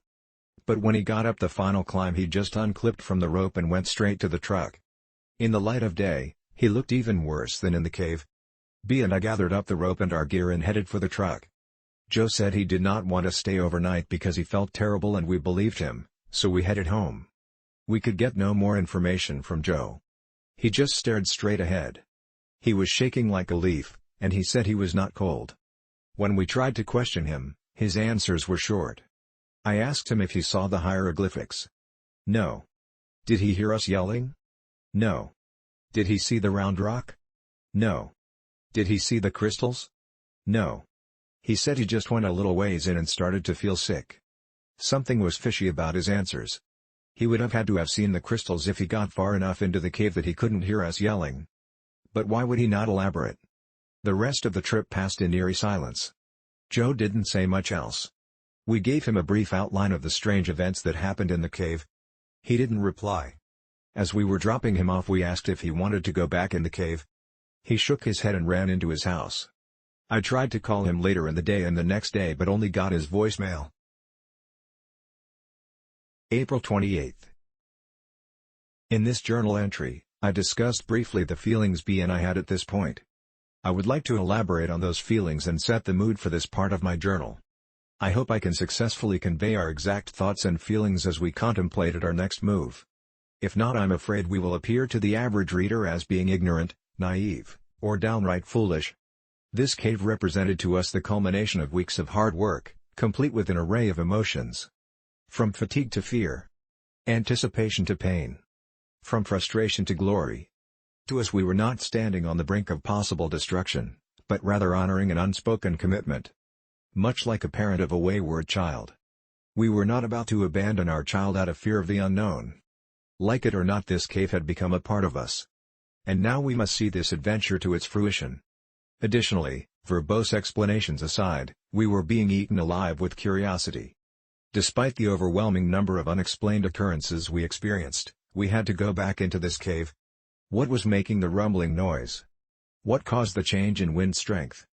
Etc., etc., all the way down to Joe. What could have possibly happened to him? What did he see? Or experience? We had many lengthy discussions about what our next move would be. We kept coming to the same conclusion: we had to return to the cave. We could offer no possible scenarios that would solve the many riddles held deep within the cave. The only way we could hope to complete the puzzle would be to conquer the cave. We were going back to Mystery Cave. 2 weeks after our trip with Joe and we were on our way back to the cave. To prepare for this trip we contacted a local cave rescue group and got permission to borrow their low-voltage two-way phone. The phone consists of 2 transceivers and a long spool of thin wire. I would then be able to unwind the wire as I went into the passage and stay in contact with B the entire time. We also thought it would be a good idea to take a video camera into the new passage. I purchased a case that would protect my video camera from dust, as well as sharp rocks. I was more than willing to pay the cost of the case just to make sure B got to see the entire passage. My head was doing fine. I still had a light red line to mark the spot where I tried to break the rock with my head. I never went to a doctor, but it was a very painful experience. I have thought about what would have happened if I had been able to go in the passage with Joe. He was a changed man after he came out. I have been calling his house nearly every day trying to talk to him, but he won't answer his phone. B called his work and a mutual friend told him that Joe called in sick 2 weeks ago and hasn't been in since. He said Joe warned his boss he might be out for a while. I even stopped by his house twice. The first time it looked like someone was home, but no one answered the door. The second time his car was gone and there were no lights on. I hoped to talk to him before this trip, but it didn't work out.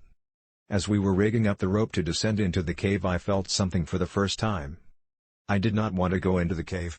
It was not a feeling of foreboding. I was not receiving some premonition.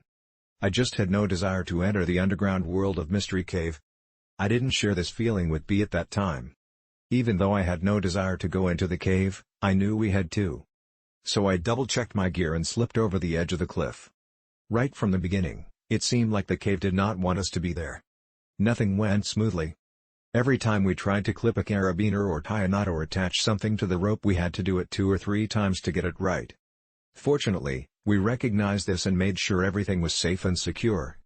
As we slowly made our way down, we were continually bumping into the side of the cave, or stumbling as we walked, or dropping things. We finally reached a point where we stopped to gather ourselves before continuing. Our load was relatively light, but we were taking forever to get to the hole. Finally, we made it. We checked the camera and phone to make sure they survived the trip. We tested everything and I gathered the gear I wanted to take into the passage. Then it was time. We looked at each other, but said nothing. Then I turned to face the passage. As I twisted my body to begin entering the tomb, I desperately hoped it would be the last time I would contort my body to enter this claustrophobe's nightmare. The trip through Floyd's tomb went smoothly, figuratively speaking. After I got through, it took several minutes to get everything passed through to me. I got suited up and tested all the equipment. The phone worked like a charm. I videotaped the squeeze, and then the first section of the new passage. Since I would be unable to tape while I crawled, my plan was to crawl to the next section, then stop and film some more. I could video what I had just been through and then video what I was going to crawl through next. That way I could get each section from both ends. I was starting to feel pretty good about the trip. I felt a sense of personal satisfaction at being able to provide a way for B to see the fruits of his labor.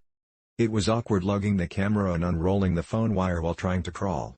I knew it would be worth it, though. The small formations were too small to show up on the video. With normal outside lighting it would be no problem, but with my headlight as the only source of light, the effort was futile. The crystal formations turned out quite nice. They were easily large enough and made for some pretty good footage. I took advantage of the film stop to check the phone. It was comforting to hear someone's voice deep within the passage. We chatted briefly, then I unplugged the phone and prepared to continue. The phone resembled an oversized regular phone. More like the ones you would see in war movies. When I wanted to talk to B, I would just plug the phone into a special jack on the spool of wire. The power source was on B's end of the phone, so it was always turned on. The reception was as clear as a normal phone. I continued forward. Even though progress was slow, it was steady. Things were going pretty good until I reached the round rock. Once again I got a strange feeling, just like the last time. I looked around carefully but saw nothing to be alarmed about. I proceeded to film the entire room. I got good shots of the round rock from all angles. I got the walls, ceiling, and floor to the best of my ability. I even got some pretty good tape of the figure on the wall.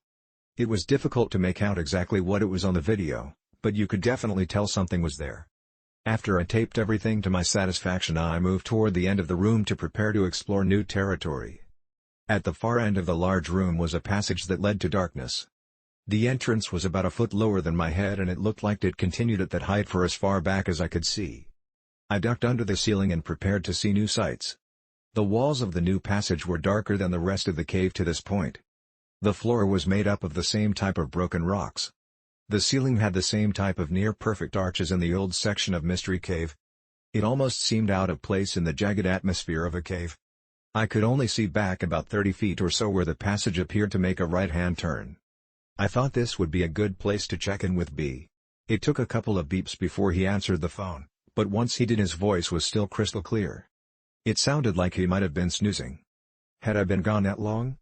He said he was doing fine and that I could take as much time as I needed. I thanked him and hung up. His patience has been wonderful during this whole project. He has spent a lot of time just waiting for me while I explore the passage. I was glad he was still willing to sit and wait. I hung up the phone and started to film the new passage, then it happened. From behind me, I heard the scraping noise. It was loud. It was close. It was coming from the large room I had just left. I wheeled around to face whatever had made that noise. When I did, I lost my presence of mind and stood up at the same time. Crunch. My helmet crashed into the passage ceiling. My light broke and I was buried in the heavy darkness. Pain shot through my neck and down into my back. The helmet had protected my head, but my neck was nearly numb from the impact. Fear enveloped me and my knees began to weaken. I slowly and involuntarily slumped to my knees. I gently set the camera down as I began to see stars from the pain in my upper back. The scraping noise lasted only a second, and now the only sound I could hear was my own panic-inspired breathing. Not only could I feel the fear thick upon my chest, but the darkness seemed to hold me in place. I felt like I was vulnerable from every direction. I wanted to turn and look behind me, and to the side of me, and in front of me. Everywhere I looked I saw a black. Finally, I broke the stupor of terror long enough to reach for an alternate light source, the mini-mag on my helmet. I twisted the light to turn it on, and when I did I nearly cried. I had forgotten to put fresh batteries in and now I could barely see more than a few feet. Still, it was better than nothing. I immediately began shining the light with all my might into the large room. I strained to get a glimpse of any movement in the room. Nothing. I was shaking violently as I sat there trying to figure out what to do. My mind was not thinking clearly. I honestly thought I was going to die right there in the cave. For a fleeting moment, I wondered how B would ever figure out what had happened to me. Then it hit me like a boulder, the phone. My mind must have been clearing up at that point because I also thought about my glow sticks. Without taking my eyes off the large room, I felt around in my pack for the glow sticks. Since I was carrying the phone and video camera, I removed as much as possible from my pack, and one of the things I left with B was my backup headlamp. Thus I was left with only the glow sticks. I found one and ripped it out of the package. I could tell something was wrong by how it sounded. It has been inadvertently broken and was now useless. I chucked it on the ground and searched my pack for another one. I took my eyes off the large room only to check the passage behind me occasionally. I found another glow stick, broke it to light it up. The soft green glow created eerie colors on the walls of the cave. The stick provides barely enough light to see the immediate area, and provided no hint of what lay ahead. I felt the pack for one more light, again without taking my eyes off the room. I felt a third glow stick and ripped it out of the package. After breaking it to make sure it worked, I hesitated, then threw the glow stick into the large room. The throw was a perfect one and the stick sailed through the length of the room. In the brief moment that the light traveled through the room, I saw nothing but cave walls. The absence of anything unusual did nothing to ease my state of panic. At the far end of the room, I got a brief glimpse of the round rock as the light bounced on it. Then the light went behind the rock and seemed to disappear. I was still shaking, but at least I didn't see anything. Still, there was the noise. I used the glow stick to light the phone real quick, and with fumbling fingers, I managed to plug my phone into the jack. I put the phone to my ear and heard nothing. The usual beeps to indicate a connection with the other phone were not there. Terrified, I pulled the phone from the jack and reinserted it. Again, silence. The line was dead. What could have happened? I just talked to B. I found myself nearly sobbing with fear. I knew the only way out of here was back the way I came. But something was there. A third attempt at making contact with B met with the same results. I tried to think of another plan, but I could only focus on the memories of the grinding sound that I had heard. In my weakened state, I slumped against the side of the passage, breathing as if I had just finished a race, never breaking eye contact with the shadows of the large room. As my shoulder touched the wall, I had a powerful jolt of pain remind me of my collision with the roof of the cave. Despair, agony, terror. I can't say exactly how long I sat there, but my feet were tingling and my knees were sore. The pain in my back crept lower, although my neck felt no different. I resolved to make an attempt to exit this evil passage. I knew if I waited too long I would lose what little light I had. I attempted to stand, but did not have the strength. I crawled slowly to the near end of the large room, dragging my pack beside me. Using the walls of the cave I was able to slowly stand, though not straight due to my sore back. Still breathing rapidly I slowly advanced through the room. I wound up the phone wire as I went. My eyes were staring straight ahead, straining for any signs of movement. With every step my light would cast ever-changing shadows on the wall, keeping me busy trying to look at everyone. My eyes burned as I realized I had not blinked for many minutes. How many? How long had this been going on? The only sounds I could hear were the crunch of my feet on the broken rock, and the wheezing of my breath. As I wound the cord I could hear the squeak of the wheel, with each turn bringing me closer to the tomb. Closer to safety. The short trip through the room took an eternity. As I passed the crude drawing it seemed to glow, as if offering some sort of warning. I didn't know what the drawing represented, but everything about this cave seemed to instill fear. Toward the far end of the room, I could see the round rock dimly at the far reaches of my light. Something seemed different about it, but I couldn't tell what. When I got within a few feet I could finally tell what had changed. It had moved. That was the sound I heard. Again terror gripped my entire body as I realized how close I was to something. I had no choice but to continue. Still, it was not easy. I inched toward the rock, holding the glow stick ahead of me in my shaking hand, using it to pierce the darkness. I stopped just this side of the rock and wound up the slack in the phone wire. Then I realized why I had lost contact with B.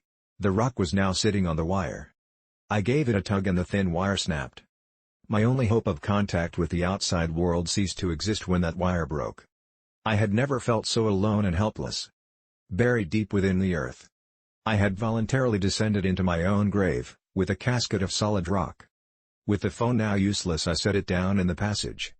My gaze fixed on the round rock, I proceeded forward. My breathing was rapid, with my throat dry and aching and my mouth dusty. With every crunch of the rock below my feet, my heart seemed to stop. No movement could be seen in the green glow of my stick.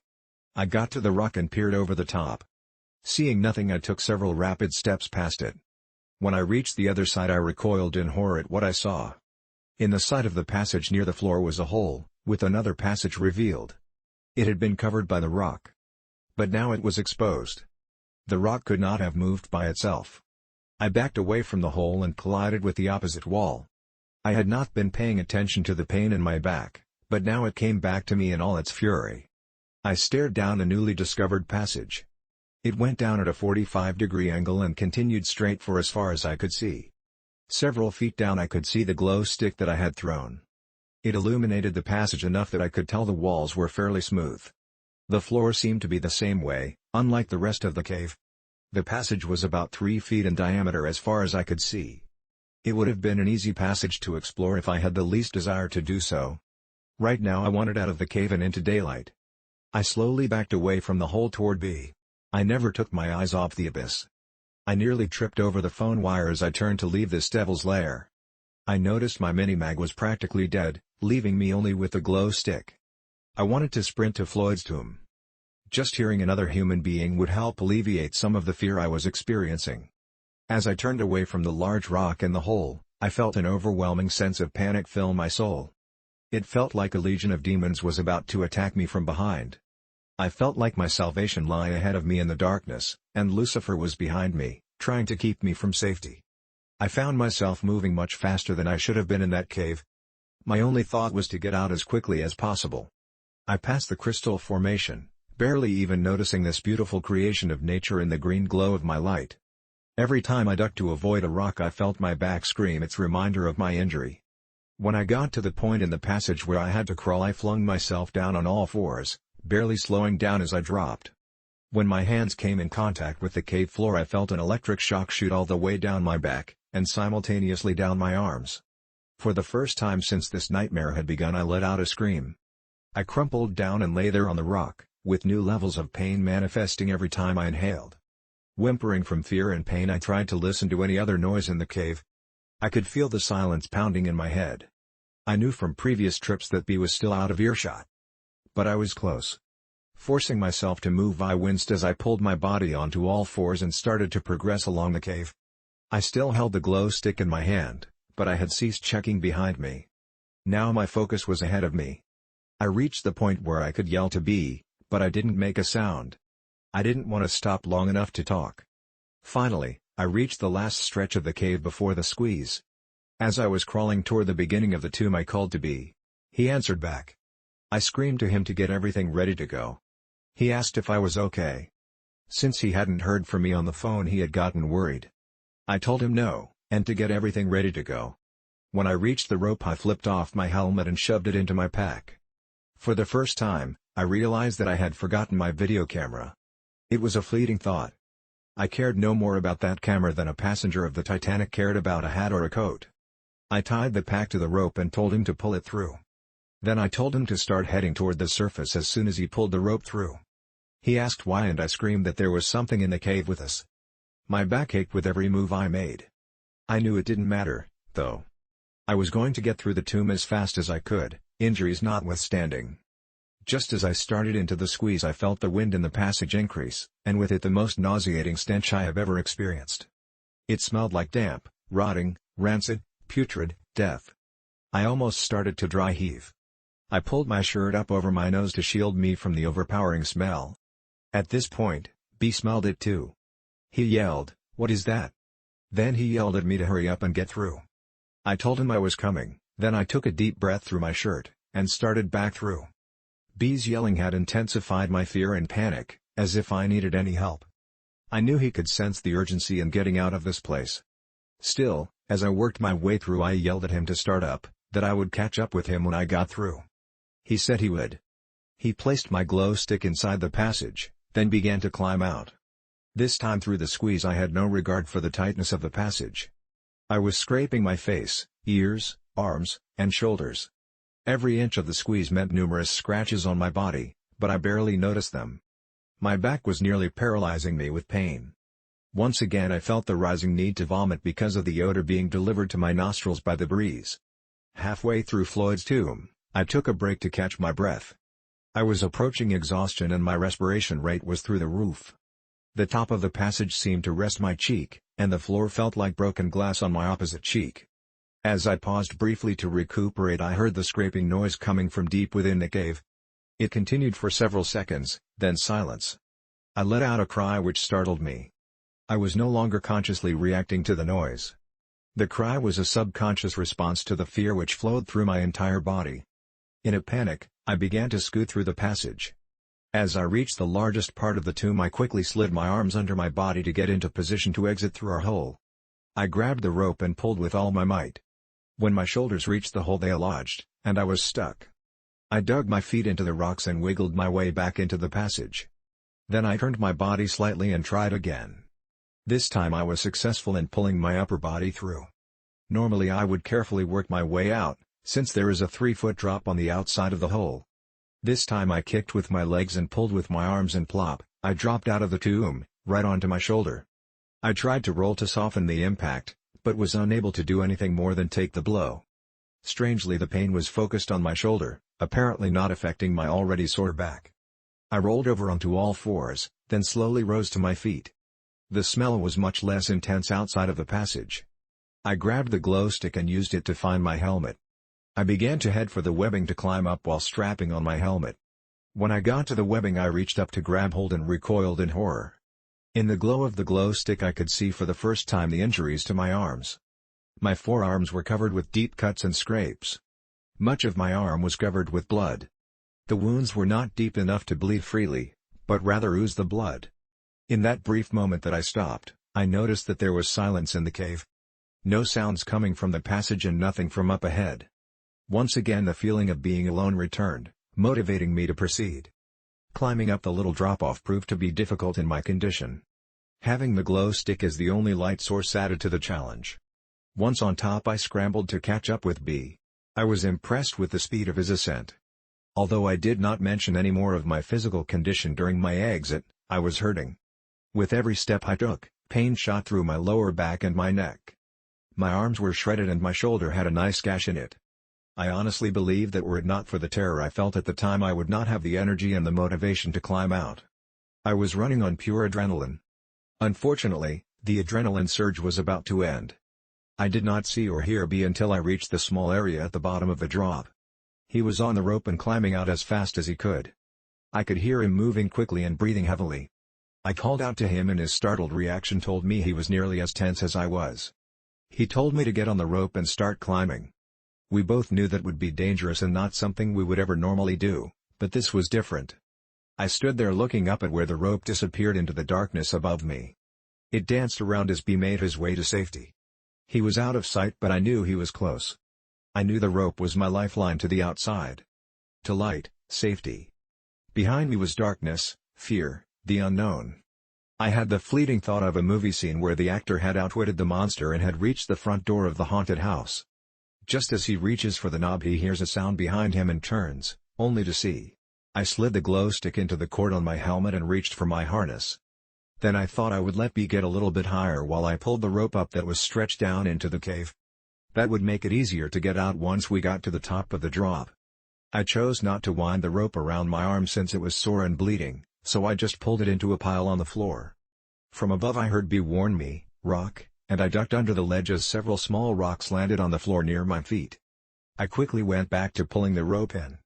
I had about half of it in, about 50 feet, when the rope hit a snag. Ugh! It was solid. There was no way I was going to crawl back in to release it, so I decided to just forget the rope and get my harness on and get out of the cave. I quickly threw the harness around me and started to buckle it. Before I could secure it, I heard a strange noise at my feet. My pulse began to quicken. I looked down at the rope only to discover to my horror that the rope was disappearing down into the darkness. Something was pulling the rope back into the cave. Exclamation mark! I let go of the harness and began clawing my way up the rope.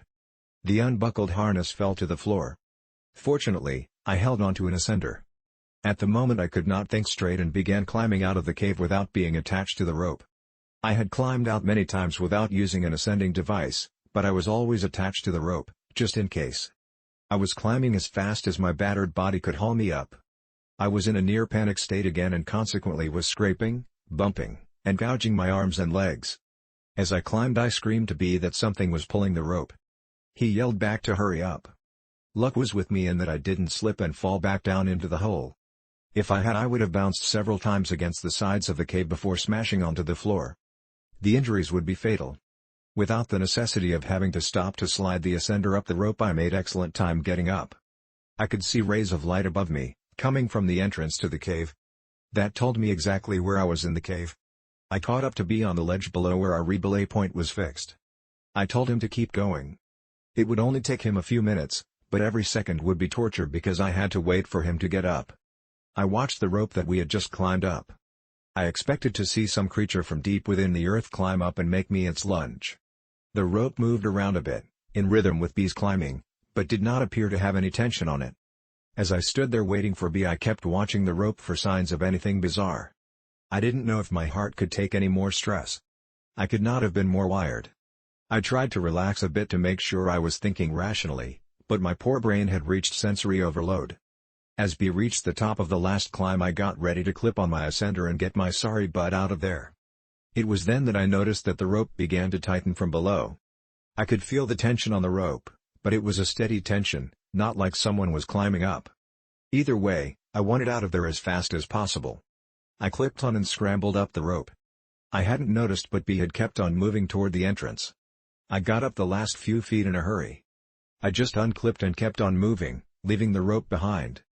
By the time I got to the entrance of the cave, and daylight, B was almost up to where the rope was anchored. I wanted to get up so bad I almost started to free climb, without clipping onto the rope. I could see B was almost up, so I clipped on and started up. I almost didn't make it up. I had just started up when I nearly collapsed from exhaustion. I managed to recover enough to pull myself up the last few feet. As I climbed, I could hear the tension on the rope manifest itself by the stretching noise in the rope. I prayed the rope would not break with me attached to it. The second that I reached the top, I unclipped the ascender. I could see B kneeling down by the tree, so I limped over to him and collapsed. For the first time since I went through Floyd's tomb, we could see each other. We just stared. I knew I looked pretty bad, but didn't know that B was in such bad shape. He had cuts and scrapes on every exposed surface of his body. His face was pale, almost white. His mouth and his eyes were wide open. He was breathing heavily. Almost gasping. The shock we shared at the other person's appearance was broken when we heard the rope around the tree stretch and the knot B had tied tighten. I was frozen in place, overwhelmed with fright. B seemed to be transfixed on the knot. Then in one motion he produced a pocket knife and began to work on the rope. It is amazing how a person's state of mind can alter the perception of time. I'm sure it only took 4 or 5 seconds to sever the rope from the tree, but it seemed like an hour. When the rope was cut, the knot fell to the ground, while the end of the rope zipped across the rocks and over the edge of a cliff, the speed of it causing a humming noise as it went. As soon as the rope was cut, B let out a cry. He dropped the knife and fell backward. Watching the rope fly over the edge brought the feelings in the passage back to me. I got up and headed toward the truck. I noticed B was still laying there, wide-eyed, staring at the point the rope disappeared. I called to him, which seemed to break his trance. He got up and hurried away from the tree, the cave, the nightmare. Neither of us said a word all the way home. It is now 4 days after our trip to the cave. It has taken me 4 days and dozens of attempts to get this entire experience written into my journal. Every time I started to write I recalled the terrible feelings I had and couldn't write anymore. I felt compelled to continue, so as to document the unbelievable events while all of the details were fresh in my mind. I can still feel the pain. Still smell the stench. Still experience the terror. Even typing from my journal has taken hours. I would like to write more, but it will have to wait. Even now, with several days between me and the event, I can't relax. I can barely concentrate. That's all for now. May 19th. It has been 3 weeks since our last visit to the cave. I want to update everyone as to my condition, my plans for the cave, and the events of the past few weeks. I apologize for not returning your phone calls.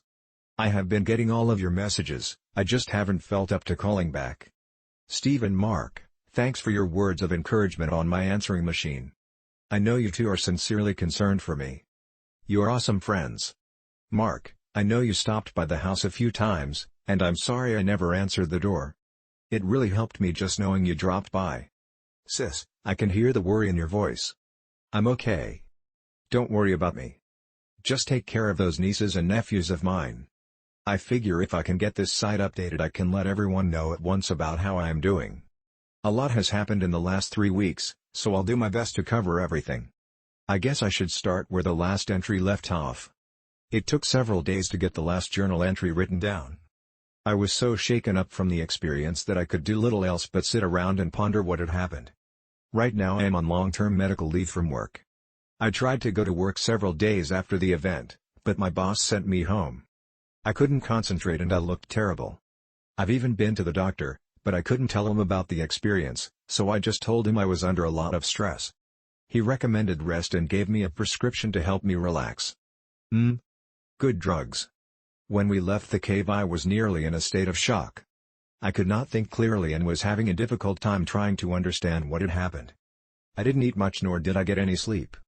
I was glad I had the presence of mind to write down my experience while it was fresh in my mind. As I reread what I wrote I feel like I accurately portrayed what happened in the cave that day. I wouldn't change anything I wrote. Even though it took 3 days to write it, when I finished writing in my journal I felt much better. I guess it was kind of therapeutic. Unfortunately, it didn't last. In fact, it was after then that things got really bad. B and I parted company after the trip and I didn't see him again until yesterday. I didn't try to reach him, and he didn't try to get a hold of me. Nor did either of us try to contact Joe. B just dropped me off after the trip and I spent the next several days by myself in my house. I tried to eat but had no appetite.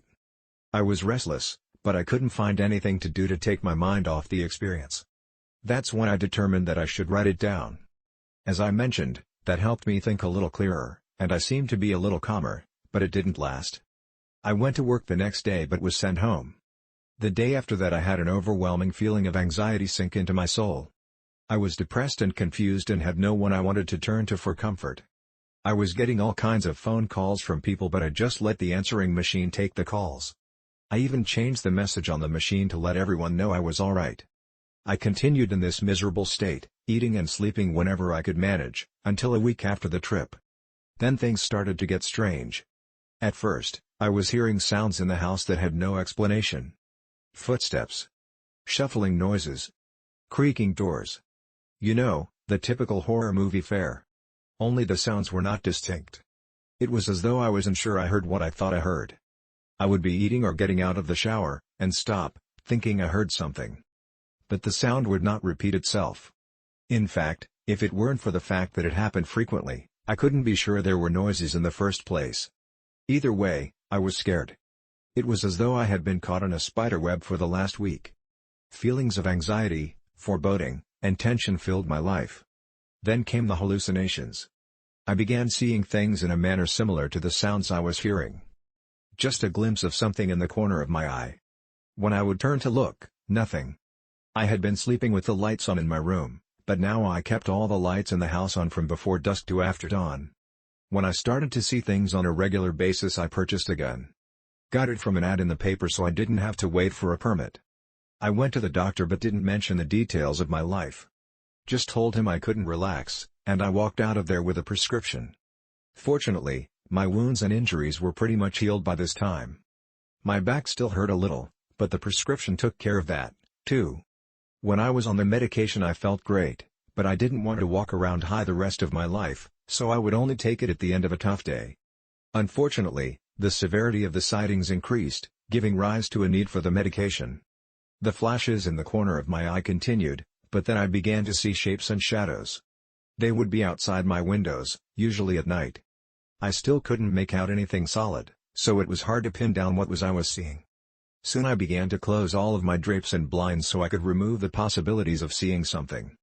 Doing so did help in that respect, but my life was still a mess. My daily routine was mechanical and empty. I would sleep in as long as I could, usually out of exhaustion. Then I would get cleaned up and try to eat something. I lost a lot of weight, so I tried to get as much as possible down me. Then I would exercise a little and nap a lot. I'd only been out of the house a few times in the last 2 weeks. The store, the doctor, the gun purchase. I didn't watch much TV. Because I couldn't concentrate. I spent a lot of time on the internet. I was doing research on caves and cave myths. The only story I could find was the caver folklore about the hodag. The hodag is supposedly a creature that roams caves. 2 weeks after we went into the cave, and a week after I began hearing things, I began to have nightmares. Extremely lucid nightmares. No specific theme or recurring events. Just plain terrifying. Sometimes I was in my house and someone was trying to get me. Only I couldn't run because I had no legs. Other times I was in a vat and someone was pouring a syrup-like liquid on me, filling the vat. I would wake up in a panic. I would stay awake until exhaustion forced me to enter dreamland once again. A brutal routine. It continued for several days, until it reached a climax on the 6th day, yesterday. My dreams seemed so real I had a hard time telling if I was awake or not. I was beat, really drained of energy and spirit. I was going from the living room to my bedroom in the early evening when I looked down the hall and saw a dark figure toward the end. I thought it was a thief and began to back up slowly. It didn't move. As I was backing up, the lights flickered off and on. Every muscle was tense. I stopped to stare at the figure. Just then the phone rang. It startled me so bad I stumbled over the chair. When I got up I wheeled around to look down the hall and nothing was there. I grabbed my keys and left the house. I felt compelled to get in the car and drive. My pulse pounded in my temples as I got in and started the car. I wanted to drive to Overlook Point to see the city lights. I didn't know why I needed to go there, but I knew I had to go. The closer I got, the more urgent the feeling. When I arrived at the point, I saw something that at first startled me, but then caused me to be more relaxed than I had been in a long time. Joe was there. He was out of his car, standing, looking at the lights. We looked at each other. I could see from the tired look on his face he had been going through the same miserable trial that I had been experiencing. He could tell from the look on my face that we had shared some terrible experience. Our conversation was unbelievably brief. "You been back?" he began, even though he knew the answer. "Yes. We need to return." "Tomorrow good?" I asked. "Yeah, noon." He got in his car and I got into mine. I hadn't even wanted to talk to him about his experience. Obviously, he didn't want to know mine. I drove over to B's house. When he answered the door I thought that B actually looked like he was doing fine, somewhat happy. One look at me and his disposition changed. Our conversation was also succinct. "I ran into Joe, and we're going back in tomorrow at noon. B looked dead serious. He just nodded his head. I asked him if I could spend the night at his house. He eagerly let me in. I didn't notice until later, but every light in the house was turned on. He led me to his spare room. "Help yourself." "Thanks." I washed up in the bathroom, took some medication, and got the first decent sleep in a long time. I awoke early this morning and came home to get ready for the trip. I thought I would send out this update so no one will wonder what's going on with me. I suspect that by the time most of you read this I will be back home and will have a great story to tell. I promise that if you haven't heard from me by now, you will very shortly. It is now 10 a.m. on Saturday the 19th. We will be leaving for the cave in 2 hours. Preparing for this trip will be like no other trip I've been on. For the first time in my life, I will carry a gun into a cave. I will also carry a knife, an extensive first aid kit, plenty of food and water, and a camera. I will take several sources of light, and a pad of paper and pencil. I will have to take all of my climbing ropes since B lost his in the cave. I will carry a good length of rope with me on the other side of Floyd's tomb. This is the first time in 3 weeks that I have heard any reference to Floyd's tomb. It sent shivers up my spine just typing it. There are so many things I hope to accomplish this day. So many answers I hope to find in a tiny passage hidden from view. Reflecting on the events leading up to today leaves me feeling dizzy. Was this all a bad dream? Unfortunately, I am wide awake, and still, in a few short hours, I might face my nightmare. The thought of having another person with me in the passage does nothing to alleviate the fear I feel. I almost chuckle as I ponder a childish notion that we will have to consider: who will enter the tomb first? Who will lead the way into the dark unknown? Who will decide when to turn back? Foremost among the questions in my mind is, what about the video camera that I left behind? It is supposed to be able to record in complete darkness. I left the thing running, so what might we find on the tape? Darker questions follow. What if the camera is gone? What if it is destroyed? Although it is difficult to put an exact name on my motivation, I think closure fits quite nicely. I need to find out a few things about this cave. The main thing, believe it or not, is to find the end of the cave. With all of the bizarre things I have witnessed these past few weeks, it would seem a bit trite to want, as a primary goal, to get to the end, but that is what I want. To be sure, I will be seeking other bits of knowledge along the way. If, however, I find the end to the main passage, and an end to the passage hidden by the rock, I will be content to never return to the passage of the cave again. Never. It would seem to me that crawling headfirst through a tight passage into the darkness is an unnatural thing. Just like crawling up the side of a cliff for recreation. Or jumping out of a perfectly good airplane and floating to the ground. We do these things to satisfy our hunger for adventure. This subconscious desire to conquer our own little Everest. As B is fond of saying, caving is the last opportunity for exploration for the person with modest means. True. Just a short drive from just about anywhere in the country is a cave waiting to be explored. Even a cave well known among the general public can be approached by someone for the first time as an adventure, something new, something to overcome. Because it's there. Many of you don't agree with my decisions to pursue this cave. I know this from the messages I have received. I'm afraid I don't have a choice. If I am ever to experience restful slumber, I must return. If I am ever to walk the halls of my own home in peace, I must return. If I am ever to exit the overworld and enter the subterranean world of a cave, I must now return. I no longer feel that I have a choice. I must return. For my family and friends who are reading this, I say, be at peace. I will conquer this cave. Then I will return and update this website immediately. I expect to be home later tonight, or tomorrow at the latest. See all of you soon, with a lot of answers. Text love. Dead.